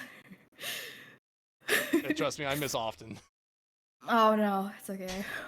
Yeah, but like getting inside the player's mind is always a really fun thing because, like we said, it's with interviewing them. You learn a little bit more about the personality. You learn a little bit more about how they think, how they do a lot of this stuff, Mm. and it's just like, especially here in tier 2, where in tier 1 or OWCS or any like tier 1 esport, like they're used to at least being interviewed maybe once a season at least, Yeah. and especially if They you're probably going, practice some of those questions. yeah, and like we, God, that has been something we talked with. I think it was. I don't know if it was Bull Skunk, but it was definitely someone who had worked a lot of like high tier 2 stuff and some Yeah. tier 1 stuff, and it's just like, for the love of God, please, if you're on an org that expects to do good, PR train, media train your players. Yes. Please, media train them. Like, it's okay if they drop like a fuck, a shit, a damn in an interview, Yeah. but don't have them just go up there and say, "Yeah, we played good. Yeah, my team played good. We're just gonna get ready. We're gonna get ready for the next game." Like they're just so nonchalant. I don't know. I want to know like what's going on. Yeah. Like give me words that are more than one syllable, please. Yeah, please. That's all I ask. Exactly. Okay. It's giving slug. Okay, we need butterfly a little bit. Just. Yeah, it's, and at the same time, like we talked about that. It's like if you do that with the players, like not only are you helping your team look good, but you're also helping the player out because then they start to grow their personality. And if like you've seen a lot of pro players go from being a pro player to being a streamer, where they have to have a personality. They can't just be good at the game. Right. And it helps them out a lot. Like Super, for the wildest reason, one of the best Overwatch tanks ever, now is a great streamer because he has a. Oh God, no, not I don't want to count. I don't want to count. No, okay, my bad. I mean, if you want to talk about a player that got a personality and kind of built off of that, I think Rack Attack's a pretty good example. Oh, I was gonna say Rack, but I still hope that he's gonna come back to WCS one day. One can hope. Not just be a co-streamer. Yeah, definitely sets them up for success because when I feel like for a lot of like competitive scenes, like ballet, even like the Olympics, whatever, esports, a lot of these competitors retire pretty young. So it's like once they're done with that spur of like, I want to say like, I don't know, people are saying that 21 is too old now. You know what I mean? And then there's so many like kids getting into this. They're like 15, whatever. Jesus fucking Christ. Yeah, dude, Huntertain is like, he's exploding. He's so sad. Look at him. I don't mean to be rude, but how old are you? I don't talk about my age, but I swear I'm over 18. No, 21's old. Me and Hunter, I'm 27. Hunter's 20. Oh! Coming up on 29 very soon. Yeah, Hunter's 29. Mega's also 27. That's amazing. Wait, how do you make a heart? Show me how you make a heart. Do you do this or do you do this? Wait, are you asking me or Mega? Are you asking Mega or do you do this or do you do this? I do this. I do it the old way like that if I'm ever. Oh, you do like that? Yeah. I'm not asked to make a heart that often. See, sometimes I'll do it like that, but unfortunately I'm a bit of a weeb, so sometimes I will do it like that. Yeah. You have to do it like this so that they can't tell. I think this is a cool way. Yeah, this is the That's Korean K-pop. one, right? Yeah. Okay, awesome. I'm trying to. When I see that, I can't. Yeah, whenever I see that, I can't help but like think of Alarm every time I see that. It always makes me a little sad. Oh. God, we're not gonna get off on the tangent of us being old again. It's a it might as well be a segment at this point, honestly. Wait, how does Mega do a heart? Mega, how do you do the heart? Do you like do this? Wait, can you do it with your hand? I don't think. Wait, let's limit test. I don't think. We'll find out pretty soon. I think all the stuff that she can do with her hands is probably just built into the model until she gets until she gets trackers for her fingers. I don't know if she has that much. Okay. Oh, she's angry. Oh. Y'all asking the bitch without. Yo, my bad. Okay, so I was Yo, right. my bad. I was right. I was gonna say I don't think My Megan. bad, my bad, my bad. I'm sorry. So are My you fault. saying you can or can't do it? Hunter, she will find you. No. I know.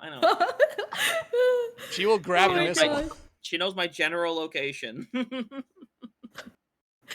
Okay. But like, I think like you're absolutely right. Especially players, esports. It's like they don't have a long career.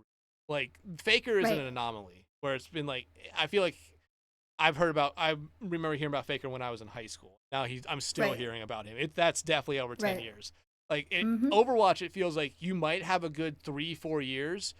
If you're still going into it after playing 5 or 6, it's just like, oh wow, he's still got it. Unk still got it. Yeah, Og still got it. Right. Because like obviously like the younger you are, the better your reflexes. And the older that you get, the more wisdom you attain. In League of Legends, you could probably get away with it because it's not FPS. But when you're thinking about a game like Overwatch, Valorant, CS:GO, you need to aim well. That's not just like pointing and clicking, whatever. You need to be able to like hear something, boom. And that's what all these kids are doing. That's why they're getting younger and younger. And like there's pros and cons to that. I feel like it's great that they're able to chase their dreams, but it's like you said, we need to PR train them. We need to train them somehow so that in the future, when they're no longer players, they have something else. And they won't tie their self-worth to that one thing. Yeah. That's how burnout begins. And that's what I'm the most scared of when it comes to those players. And shout out to the players that also like completely understand that esports is not going to be a forever thing for them, and say like, okay, I'm good enough to go to college and have it be paid either entirely or partially. Yeah. True. There are a lot of players who will do that. Yeah, freaking like the entirety of Winthrop, Winthrop Overwatch, Northwood Overwatch. I'm not gonna say Maryville because they don't have one anymore. I'm forgetting the other major ones. I'm not gonna say California Irving Cal Irving anymore since they dropped the program. And same thing with Illinois State because they definitely need a staircase. God. We're not gonna talk about the staircase again. Yeah, that's the staircase. But they're doing the right thing, and I know there's a decent amount of like people out there who are a little bit angry that the like people who are in tier 1 or the professional scene who are going into college, collegiate, and playing. It's like, hey, yeah. Why are you getting mad at them? They're taking advantage of the system. Like, let them do this. Yeah. Hate the game, not the player, right? Yeah. Yeah. But I will say this. Shout out to the one, like, I forget how old he is, but he's in his 40s, Street Fighter player who is like, who still goes to like major tournaments and always places in like the top 25.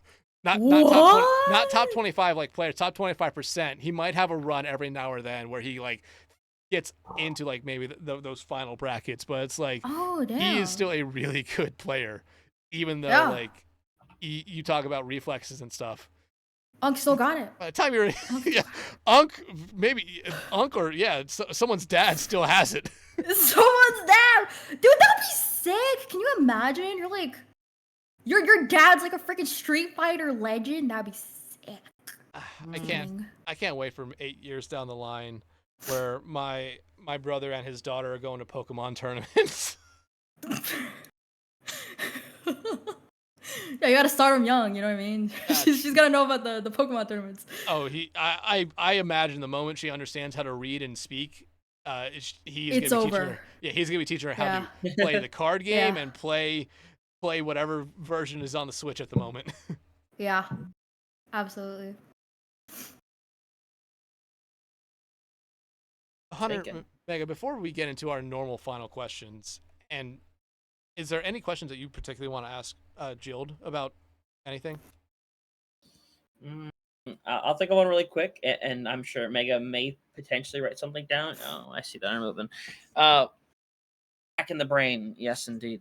I could go back to that question that we alluded to at the very beginning because that felt like a fun topic, and it feels like that could buy a substantial period of time. Jill, it might buy me time to think of another question. Yeah, before we get into 100%. I did the bit of this being a serious question before. I'm not going to do that bit this time. Jill, Okay. we talked about it briefly at the beginning to a degree, but we're really going to get into what this podcast is, I think, truly about. Oh What my is your God. favorite flavor of ice cream? Oh no, that's really cruel. Oh, that's No. such a hard question. Fuck, dude, I can't. That's really hard. I feel like, well, when I was growing up, I really like vanilla, only by Haagen-Dazs. But then as I grew up, I feel like Moose Tracks was a really good one, and I always buy like 6 tubs at least. But recently, I discovered this new flavor. It's called hold on.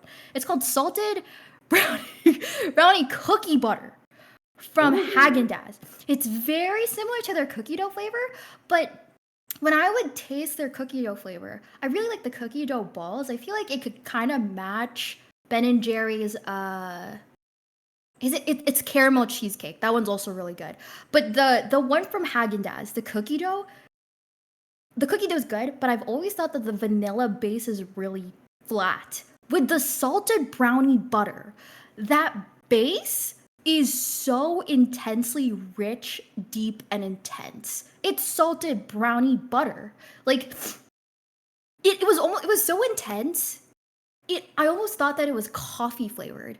And actually, the first time that I had tasted it, I got it from Dollar General, and it was when there was like a huge winter storm going on. I think it was super duper recently. And no one was delivering. Well, finally they did deliver, and by the time that the ice cream had gotten to me, it was in such a decrepit state. You know, like when ice cream defrosts, it thaws out, it melts, and then they put it back in the freezer and it refrosts, and it's icy now. It's like not ice cream. I ate it just like that. It was that good. The flavor, the texture, and just like the harmony of the ice cream. Oh my gosh. But I never really find it in stock anymore, so I'm pretty sad about that. Discontinued flavor. Yeah. Well, no, I think it's still out there. It's just not really popular, so people don't really stock them, I guess. Very sad. What's your favorite flavors? Hunter, it's your Yeah. basic answer. What? It's your answer. Wait. Okay, I was. Dang. You see how mean he is to me sometimes? It's crazy. Oh. Crazy. Oh no, dear. Dude, mom and dad are fighting again. Stop. Okay. If I was a mom, this would be shocking. I will find you. All right, but yeah, he will. He will. Flavor. He'll find a way. Mine is very simple: chocolate vanilla twist. Very simple. Oh, that's really good. With a chocolate shell on top. Hard to beat. Oh. Hard to beat. You know what I mean? Oh my god! Dude, the ones from I don't know if it's Wendy's or is it Dairy Queen? I don't know. It's one of them I think where they Dairy have Dairy Queen, the swirl, the twist, and then they dip it. Oh my god. And then some of it gets on the cone. That's my favorite. Oh my god. I love life. So beautiful. Me and Mega share the same flavor. I believe. Me and her both like chocolate chip cookie dough the most. Ooh, Solid flavor. I don't think I've tried that. Good. Chocolate chip cookie dough. I should try that. Good. Yeah, it's weird. Oh, sorry, go ahead. No, I was gonna say it's good. I don't know. I think Mega told I don't know if she does the exact same thing, but I will purposely like kind of eat around all the little chunks of cookie dough, and then only have all the chunks of cookie dough at the end, and just kind of Yes! Yes! Very important. Look, she's so passionate about this. But yeah, I like chocolate chunks, but I don't really like a chocolate base. I don't know why. I feel like a lot of companies just don't get it right. I feel like if it's chocolate, it needs to be like really rich and like sticks to the back of my like mouth. I want to drown on chocolate. You know what I mean? But you don't really get that often. You get this like weird artificial taste. Yeah. I was gonna say you don't get real chocolate taste. You get the artificial one, and it's just like not Yeah. the same. It's not. Okay, but back to the thing that we alluded to a little bit earlier on. how do you feel about sprinkles? Because we had a heated debate about this last week with our guest, where they just hated sprinkles. Now, like, they hated their existence. They hated the texture. They hated that they didn't really add any taste. And like, what's your opinion? I feel like it depends what it is, and it depends what you're putting it on. I think that a great example of this we can take from the Australians. Fairy bread. Fairy bread has a particular sprinkle that must go on it. If you were to say, for example, put, I don't know, like confetti or like chocolate sprinkles on the fairy bread, it's not fairy bread anymore. It needs to be those, what's it called? Hundreds and thousands, like those particular, they're like circles and they're multicolor. Those have to go on that fairy bread, or else I feel like it's just not what it is. Brigadeiros, like the chocolate ones, they need to be covered in those chocolate sprinkles. It's just traditional, and I'm a little bit of a purist when it comes to sweets. So like I feel like it needs to be what is meant to be on there. For ice cream, I feel like it also depends. There's different types of sprinkles. I don't know if you count like grounded up Oreos as sprinkles. It kind of is. What's the definition of a sprinkle? What is the definition of a sprinkle? Let's find out. It is Here, no, scatter let fine. So I can pull it up on screen. Again, you know what? I don't have to be here for this. Deuces. No! Hunter, just mess around with your chroma key and go invisible. My response to that? Clearly. The whole thing is an interview. Oh my god. I gotta get the whole thing in view. This is the meme. You don't own an air fryer? Guys, I used to only be able to use a microwave because I've burnt down 3 kitchens, and now we've moved into and I'm not really good at cooking, but then we moved into this new house and we have everything except for a microwave. So now I have an air fryer, a stove, an oven, and other things, but we don't have a microwave. And I'm really scared, but I'm working really hard every single day. That's what we like to hear. Okay, Hunter, I can't Thank find you. I can't find the definition of a sprinkle. I can only find you can't. I can only find the definition of like it's Oh. sprinkling rain. Oh, okay, great. Yeah, do you fear I'm just using Google's definition, so that's gonna have to do. So, Okay. so I'll do the noun format since I imagine that's what we're going to. It is simply defined as a small quantity or amount of something scattered over an object or surface, specifically in terms of that. So a crush Uh-huh. up, one crush up Oreo would be considered a sprinkle. It would be considered a sprinkle. Yes, it would be considered a sprinkle.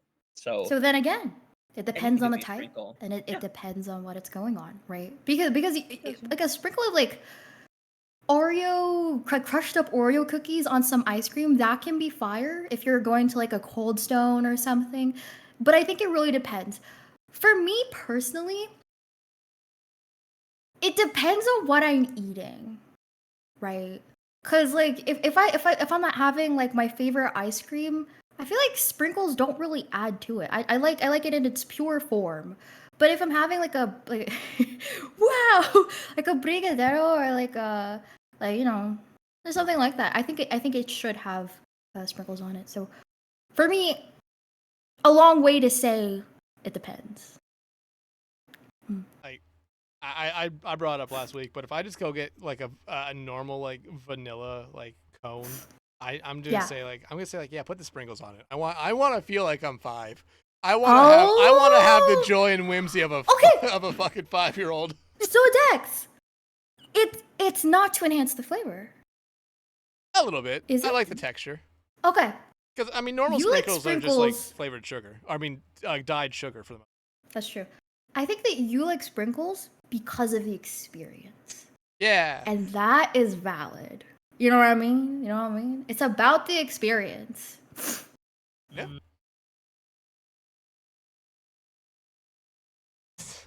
Sorry. Yeah.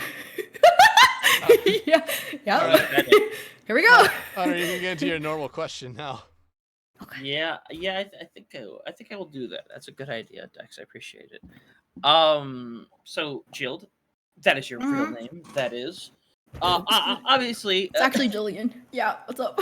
Oh well, this is gonna go greatly into this question then. No. so Oh god. obviously, with us being in the gaming landscape, we tend to adopt a gamer tag of sorts. Sometimes it's closely related to ourselves. Sometimes it's something Oh. completely unrelated to something else going on within our lives. Oh. So the biggest thing that I'm going to ask here, JilledWater, is why did you decide on that as your username? JilledWater? Yes. Oh my god. You know, this question has actually haunted me the entire time that I've had it. Okay. Ooh. Before I go into the reason, I'm just gonna just explain why it's my name. My name is Jillian. I don't like to be called Jillian. I think that the only people that call me that is my sister and my mother, and they call me that when I'm in trouble because I don't have a middle name. So it's always been Jill for most of my life. I wanted something attached to my name that I knew that no matter what happened to me in my experiences in the future or whatever I was going to be when I grew up, it wouldn't be something that would change about me, which is really hard to figure out, right? But then I realized there was one constant that's always stayed with me throughout my entire life.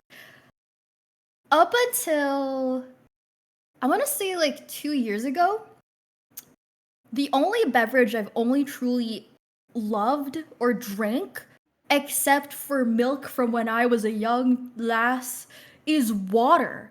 I've only ever had water. It was only like 2 years ago that I started enjoying apple juice, milk. Like, I haven't even like, I don't like alcohol, stuff like that. And I guess like chocolate milk too counts, but I don't really like other things besides water. If I'm having like McDonald's, water. If I'm having like, whatever, always water. So yeah, then I was like, okay, cold water, chilled water, jilled water. That's why it's JilledWater. Now, to all of the freaks out there that think that my name is something dirty, there's something fucking wrong with you fucking perverts. Because everyone's always like, oh, JilledWater. It's like Bella's bathwater, right? It's like, but water isn't a beverage. Yes, it is. And they're like, oh yeah, water is oh wow, JilledWater, like you're Jill in it. Oh, and I'm like, dog, what are you talking about? That is not even what I'm telling. You know what I'm like choking on my spit. I'm so passionate. But like, people always ask me that. And they don't know that when I started streaming, I wasn't even like of age. You know what I mean? I wasn't even of age. So they were like saying that to a minor. That's why like I don't say my age on stream. Cause like, imagine if they knew. Imagine if they knew. They'd be even wilder. So yeah, they were saying that to me, and I was like, dog, there's something wrong with you. But that's why I'm called JilledWater. I like to go by Jill. Yes. I mean, like, that's the thing with my name. Like, Google beverage. Google it. Beverage isn't water. It is to me. It is to me. It's about the experience. It is to me. Like No. Google. No. Like Okay, well, it's my favorite. That's the thing. Like with like in a weird way. Like I would much rather just be called Dex. Like it's a name that my dad gave me growing up. It's not my real name. There's a lot of people there's a decent amount of people when I first started casting, I thought my real name was Dexter. It's not. Oh wow, that'd be cool. Hunter's name though is Hunter. Yeah. Oh, that's cool. Yeah. I don't tend to have. Yeah. I just like my name. Sue me. No, that's actually cool as fuck. What? I like my real name. I just like having the separation between do you know me online or do you know me in real life? Oh yeah. No, I think that's really important. Because if someone really online came up to me and said, "Hey Spencer," I would be fucking petrified. No. Like, wait, so where did Dex come from? My dad always kind of told me it's like when he would come home from work, I would just be asleep on the couch watching Dexter's Laboratory. Oh, that's cute. And Okay. the Atron part came in like around the time of the first Michael Bay Transformers movie because I was like really into that for some reason. Oh, okay. Not as much into Transformers as one of our other friends, but it's still cool. That's cool. And then Huntertain is like entertain? Yeah, exactly. Okay. That's exactly what it is. Awesome. Yeah. I think that it's really important to have that. Tons of people have talked about this before, probably before me. But I feel like when I first started streaming, I got a lot of creeps, and I also got a lot of hate for some reason. And it made me feel better when I recognized that they were being mean to JilledWater and not to Jill. And that's why I felt like having that separation was really important, because JilledWater to me is kind of like, she's like my knight. You know what I mean? She's my hero. She is everything that I want to be. She's like my big sister. I have a big sister in real life, and people don't know this, but I didn't really have the best home life, and my sister was pretty much the one raising me. So when we were growing up, because my sister's like a lot older than me, she was always like the really bright, bubbly person. And even if like things got tough, she never showed it. She was really, really strong, and I thought that she was the most beautiful person on planet Earth. I, on the other hand, I was bullied at school. I was like considered the uglier sister, which is just because people are stupid. I think that we're all beautiful in our own way. And I was actually a lot quieter. I was almost like if my sister was the light, I was a shadow. And I feel like real Jill is still that little sister. But JilledWater, everything that she is modeled after my big sister. Like if she's bubbly and bright, it's because that's my ate, which is Filipino for older sister. So shout out ate if you watch this. That's really nice. Yeah. I think it's time we get into Mega's question, which is going to be a little bit harder. Oh boy. For us. Okay. Here tonight, because normally Mega has a nice little like line she says about it. Oh. Did you write it back down? Okay. Yep. Okay. Anger is funny. What's a time esports production made you mad? Oh my gosh. What? What is that? What really grinds my gears? Yeah, this is normally. Oh my gosh. She normally says the pettier the better, as she wants you to spew hate and vitriol right now. Oh my god, I feel like I've been doing that like all this time. Low key. Dude, I don't actually know. I feel like it could, damn, like, that's really hard. It could be something about esports. It could be something vaguely revolving around esports. It could just be something that you just want to just say you really get pissed off about. Oh gosh. Oh shoot. Dog, I don't know. I think that I'm the type of person where like if something annoys me or grinds my gears, I just say it immediately, and then it's dealt with, and then it's over. You know, I don't really hold grudges, nothing like that. So I really can't think of anything. Oh my gosh, I don't know. I think recently the thing that's really annoyed me is probably the kill feed bug, but like that's all I can really like think about. Oh my god, I'm also like really new, right? So like there's probably a lot less things that I've experienced, because me casting, like doing Face It, like season 6, I believe, that's the first time I've ever casted or done production in my entire life. I have no previous experience. This is my first taste of it.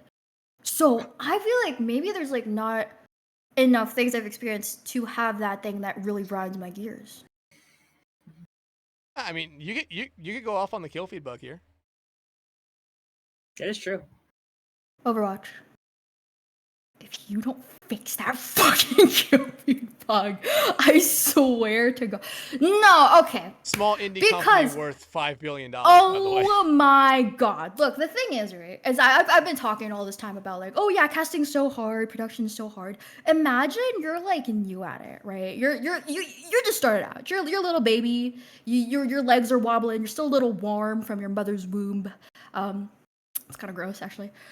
You're like going into it, you don't know what the fuck's going on. You're like learning all these new things. You're learning how to cast, you're learning how to prod, and then all of a sudden, kill feed bug. What? I feel like of all the things that we've changed, there's a Hello Kitty collab. They've nerfed Jetpack Cat. Why would they do that? And then, like, amongst like all the other things in the world happening, we just had to throw in that kill feed bug, and it's still not fixed. All of this time later, it's like they want me to suffer. It's like they want us to suffer. We need to start a revolution or something. I don't know. Go overthrow the Blizzard. Yeah, we should overthrow them. Hunter, you want to go overthrow Blizzard? We can definitely try. I mean, what are they gonna do? Stop us? Probably. Call security? I don't know. What would they do? What's the worst that could happen? Pretty sure there's some legal implications that could come to form, but it'll be okay. We'll be fine. It'll be okay. Actually, I just realized there are things that grinds my gears, but I don't know if I can say them here. Because it's ooh. You know, I'm gonna just say a few, like, 2 buzzwords. Oh wait, okay. How do I make this vague? You could directly message me what it is you want to talk about, and I can tell you if it's okay. Okay. I like it whenever Mega's writing something. Her face always just kind of defaults to the winking one. It almost makes me think about like people drawing, trying to like get the perfect view of everything. Did you get it? What is that? What is that thing next to it? Blizz HQ. You could maybe talk about the first 2 things without naming Yeah.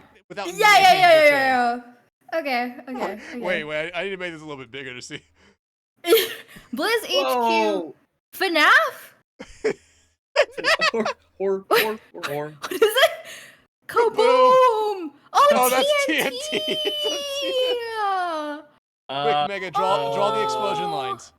I'm sorry, I'm too Markiplier pilled. Yeah, hurry, quickly say in Minecraft. In Minecraft! That is a TNT block from Minecraft, so we can assume. And that is a block. That is a square building. Oh god. Yeah, Jesus you can talk about. Okay. You can talk about it. Just don't mention what it is. God, don't worry. I'm PR trained. Okay. Yeah, just I'm gonna just make it really brief.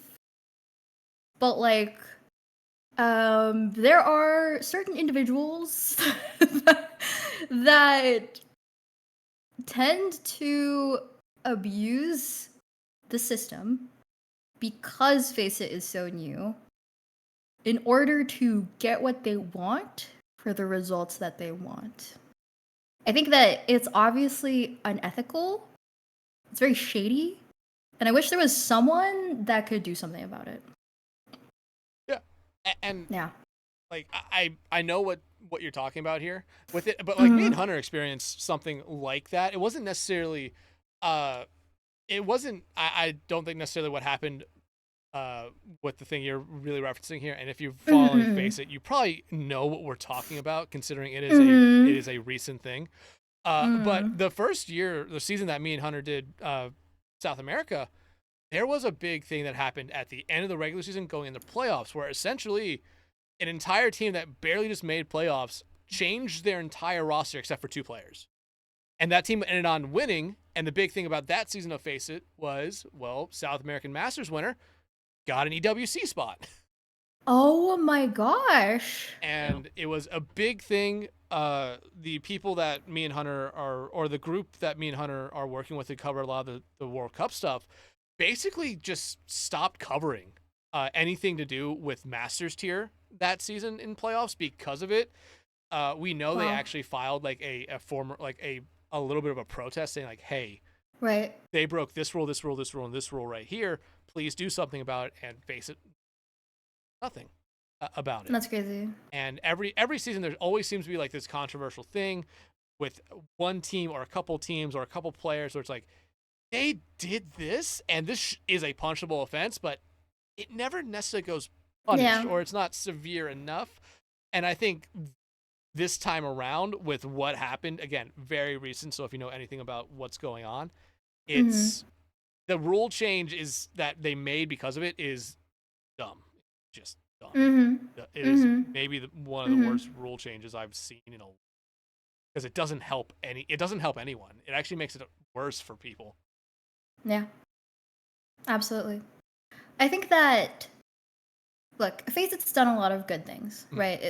They've made esports and all that stuff like really nice and accessible. I feel like there's a lot of tournaments that have tried to be what FACEIT is now, and obviously FACEIT's probably, you know, copying what other tournaments have done before, and then they failed, and now like they're carrying on that legacy, something like that. FACEIT's done a lot of great. I want to start by saying that, but I feel like with becoming such a huge deal, I feel like they're so new and they don't recognize the type of responsibility that comes with that power. You need to balance it out somehow. You need to find something, because if the same thing keeps happening, there's a reason why we learn about history in school. It's so that bad things don't keep happening. And I feel like FACEIT needs to start recognizing what power they have and do something about people that abuse that system. You can't just keep letting these things happen. Like, even if you're like scared of some things, you need to stand your ground. Yeah. Absolutely. And I mean, FACEIT's new to Overwatch, but they've been, I think, running the same exact system, like CS for at this point. Oh, right. You're right. Yeah. It's new to Overwatch again. Oh, yeah, you're right. That's the thing. And like, I will say this, like, there are people who like talk to FACEIT, who they actually, or FACEIT reaches out to them, or there's like a committee of like people that don't work with for FACEIT, but they work with like trying to make sure that the scene is okay. We've had one person on in the past. I won't say their name, but you could probably take a really good educated guess, and yes, it's that person. And like they've talked about, they're on the like the community committee, where it's like they try to talk to like FACEIT about like, hey, this is what, like, they want to see this change. Again, I'm really hoping that the new rule they put in gets changed, because I don't think there's a single player that I've seen say, yeah, this is a really good idea. Yeah, absolutely. But yeah. Go ahead. No, I was just... But guys, either one of you guys have any more questions here for Jilled? There's gotta be something in mind. There's gotta be something. There's gotta be something. It's hard to ask me questions because I just say whatever. And like, I'm pretty sure all of the... How about this, Jill? Do you have a question for us? Ooh. Fascinating. Ooh.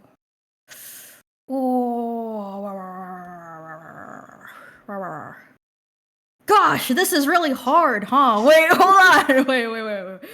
Wait, I'm locked in. Hold on. Okay. Because you already talked about your future goals on Twitter. So I doesn't know.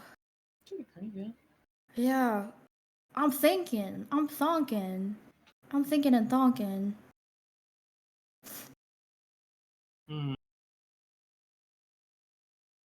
What? Oh, shoot. Well, okay. Well, now I have too many questions. Okay. Wait. Okay. Okay. First question. You know what? I'm gonna just take this as like a free coaching session, free VOD review for casting. All right.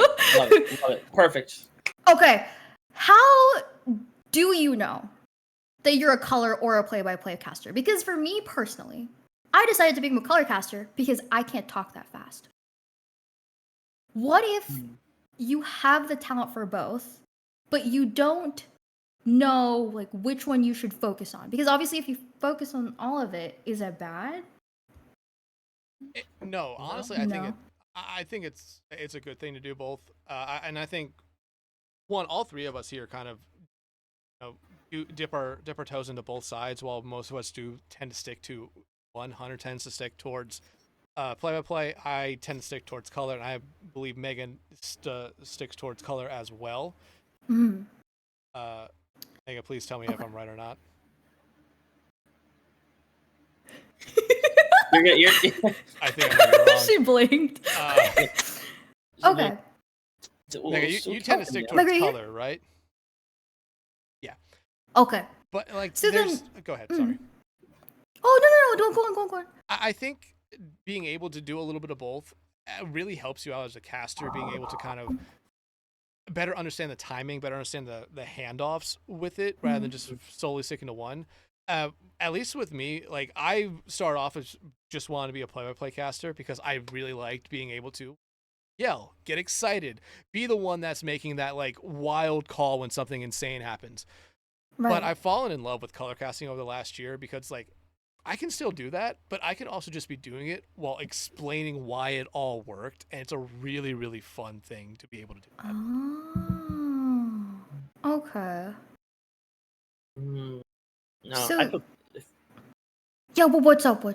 Oh no, I was just saying I have it pretty much the exact way where it's easy for me. Where if I do my color occasionally, it's easier for me to understand the perspective of a color caster more, and it makes it easier to do everything as a play-by-play without putting my color in a really awkward position. Right. So it's important to do both, but like, how did you discover that like you wanted to do one more than the other? I mean, technically, Well, at first, I wasn't given the option. No, he was not. He was not. At first, I wasn't given Oh, the really? option. Hunter just It was told me, forced? okay. Hunter just told me you're gonna be the color. I was like, okay. Look, you can always tell me if you want to swap it up a bit. You can always tell me. No, I'm It's good. fine. I like Great. it now. All right. I don't know. I did a little bit of both before, but I just found comfortability in where I didn't. No, I'll word this in the funny way. I'm not a Okay. particularly smart person. No. I'm not. There are people that are definitely better at articulating their words better than I am. Like me just saying the word articulate is me trying to sound smarter than I am. But it's it's an instance of one thing I learned that I can do is like, oh, I can be a good hype man and I can build off that. And while I kind of like I can be good at this, I can kind of build up my other skills in the meanwhile to where I can be a rather passable color. And I've just gotten so used to being play by play that it's the best way to put it is that it just feels at home for me. That is the easiest way for me to put it. It becomes natural, and that does come off the back of the fact that we've been doing this for a rather extended period of time. Like I did my first cast in 2018. I'm pretty sure you both have similar timetables. I think Mega's is close to mine. Dexter's was like maybe like a year or two after. Yeah. Okay. And then I guess another thing is okay. I feel like even when I schedule casts, there's times when I'm like, God, I don't want to do that. How do you push through, I guess, and like keep that motivation? Because most of the time, if I cast and I don't have that like excitedness, and I'm like I'm not like, oh yeah, I really want to do this. Then I cast and I'm like, oh yeah, well, they're gonna do pulse, and now they're going to the left and they're going to the right. So like, how do you stay in that mindset of like, I want to cast this, I'm really excited to cast this, or like maybe you're not excited, I don't know, like what do you do? I think. Do you want to go first? Or? Yeah, no, I think generally like one, like there are a lot of times where it's just like, maybe this is like my third or fourth cast in maybe 5-6 days in a week, and it's just like, I really hope this goes fast.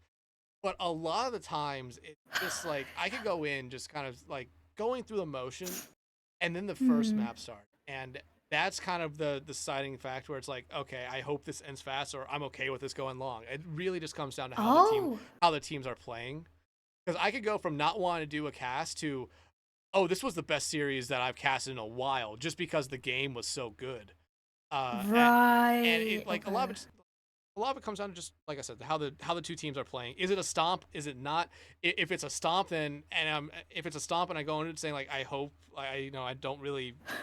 I'm kind of tired of casting a little bit. It's like, okay, well, thank God it's a stomp. It'll be very quick, and I can go. It's over. Yeah. Yeah. But I think, like I said, a lot of it just comes down to how the teams are playing. If it's a good game, it's like, oh, I'm tired of casting. That goes right out the window because it's like I'm locked in on this, and this is the best thing that's going on right now. Wow. Yeah, no, 100%. There is obviously there's lore behind why this is called For the Love of Prod. Part of that is because we very much do this for the love of the game. It is literally just a love for this game that we've experienced over the course of nearly a decade now, which is an insane thing to have in our minds. Yeah. But it's literally a situation where it's like in a similar state. It's like I have a really nice family. I'm very grateful for that. Outside of that, though, I don't really have my eggs in many other baskets. There's a lot put in this one in terms of what I enjoy. So if there is a day where I'm off of work and I can come and just experience as much Overwatch as possible, as much casting as possible. Like there are days, especially like recent times, where I've put in 3 casts into a day and I just roll with it. And it is simply because I love it. And I'm willing to go into it being tired and still like saying, I want to give this my all. And it for me, it's that simple. And I know that's not maybe the best way to describe it, but again, dumb brain, simplistic thinking. That's just how it goes. Oh wow, that's giving me like some chills. Yeah, wow, I didn't even. Yeah, I guess so. Cause okay, so the both of you are really just like doing it like pure tenacity, like just because you love what you do. So like even on games where it feels like you don't like say let's say for example Dex, you said that if you see the players, the teams, and it looks like a worthwhile game, then you're excited. What happens when it doesn't look like a worthwhile game? I'm begging that somehow the team, I'm begging and pleading in my mind, like the team that's getting crushed right now, please don't turn around.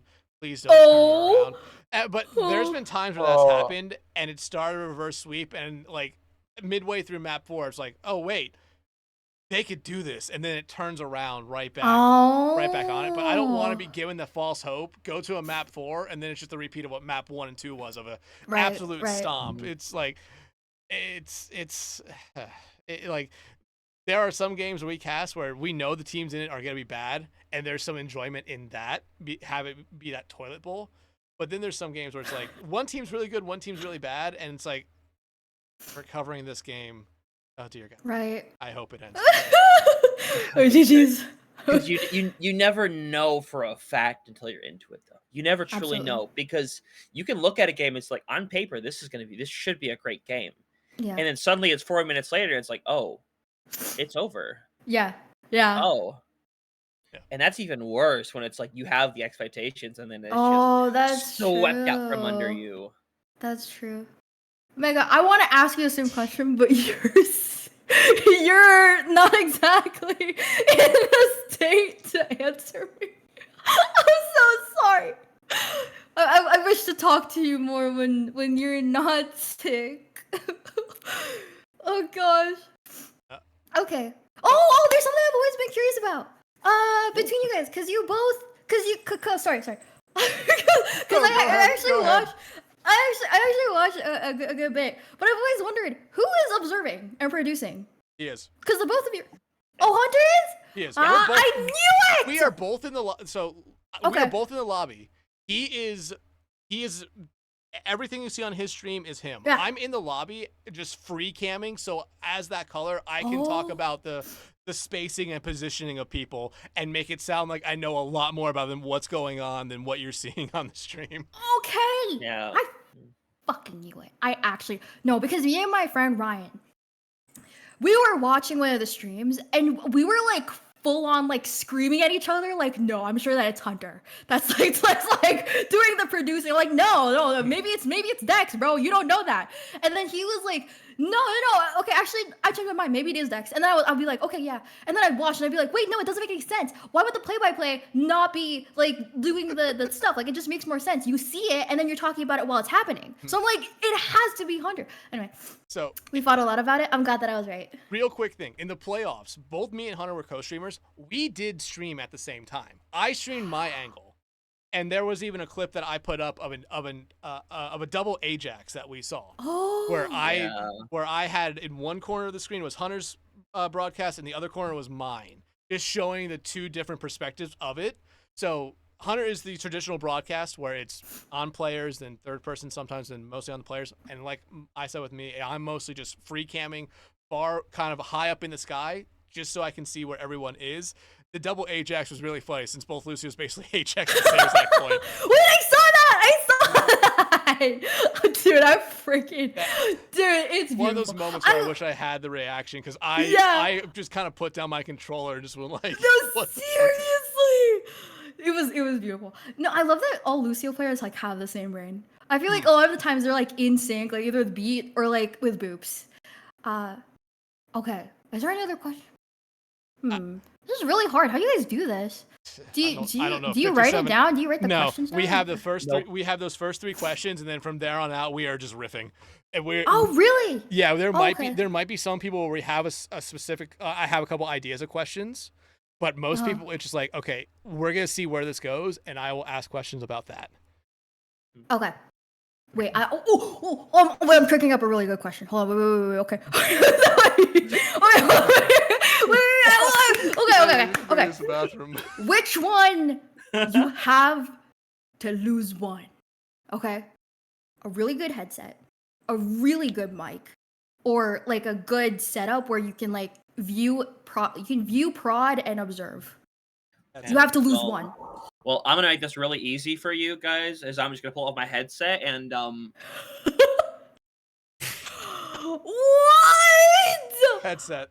Headset's really? Easy. Yeah, headset's easy because you could, as long as you have a computer good enough to be able to at least play Overwatch, you should have a good enough computer that should be able to have someone sharing their screen or vMix in, and you could just watch it that way. Headsets, because you could just wear earbuds. Like there's tons of people out there who just wear earbuds. Wow. Yeah. I do this for like probably like coming up on 6 years now. Yeah, like, I don't care. Wow. They're not particularly great. Yeah, I bought these in 2021, so I've had these 5 years. Like so earphones like don't really matter. Unless I forget what like the actual word for like someone who's really into sound. Audiophile? Yeah, unless you're like an audiophile. Yeah. Like I don't think they necessarily matter that much. I know Overwatch has like that Adobe or Adobe like sound thing in it, which is really cool. But a lot of the times when as like all of us cast in CGL, like you're getting a screen share, so you're seeing what an observer is seeing. So you hear what that observer's hearing, and a lot of the times they have like you could set your thing to mono. So you're getting the same sound through both ears, not whatever the hell the other one is, where you get the sound like actually if it's on the right side, it's going through the right ear, or something, so it's going through the left. Wow. Yeah. Exactly. So I think a headset most of the time. Headset? Yeah. Wow. Yeah, I was thinking like that could... What? Wait, no, Mega reminded me something. We had a friend on this podcast before. You talk about casting and losing some stuff. We had a friend who casted from a gas station. Oh yeah, classic. What? I was just co-caster. Yeah, Hunter was really the co-caster. Fun. He casted from a gas station somewhere in Texas, and I don't think he had his normal microphone, so he was using his laptop's microphone, but he was using earbuds and the webcam that was on the laptop and the gas station's Wi-Fi. It is so much fun. Remember when I casted from like when I went to that LAN thing to cast Smash, and I casted a CGO game that same weekend too. And like they would come over the intercom like every 5 minutes, so we'd be talking about the fight, and in the background you hear the announcer go, "LAN party." Wow. Yeah, dude. Fun. There's literally no excuse. If he can do it, freaking casting. So Wow. I think like in order a good microphone is always what you want as a caster. I will never shit on people who use a Yeti Snowball since that's what I started casting with. But like a good microphone will make you just sound a whole lot better. And that's gonna be where I leave that. The setup, like I said, a gas station. We had someone cast from a gas station. You don't need that much. That's fire. A good mic matters. I'm really doing my best to not do a sponsorship segue right now. But I'm Don't worry. We have a friend who is sponsored by someone, and yes. I mean, But it yeah, was a it was a really good collegiate microphone program. matters, and that's why I use the Maono PM450S, which you can use which you can buy for 10% off if you use code JilledWater. Not sponsored, by the way. Jilled might Not be, but sponsored. this podcast sure as hell is not. No, zero sponsors, $0. We Yeah, I eating that know. ice soup tomorrow for dinner if we were living off this Ice podcast. No. All right. No. But Okay. I think that's a good point right now to end it. This is now officially, by the time I end this, end the recording, will be the longest episode of the podcast by almost, Oh my 10, God! by almost Wow, 10 minutes. fun. History in the making. Yep. But Yay! again, Jill, thank you I so made much. them yelp. Jill, Yo, thank you so much good. for joining us this week. It was really fun to have you on. Hunter, Mega, Oh, it's been thank so you guys as fun. always. Mega, thank you for showing us your new model. It looks amazing. It really Mega, does. I love you. But that will do it for this week's episode of For Love of Prod. Make sure you subscribe to us on YouTube, follow us on Spotify, and make sure you tune in next week for, as always, another great guest, because I don't know who they are. You'll figure it out when I do. Until then, have a good week and see you next week, y'all. Bye. He's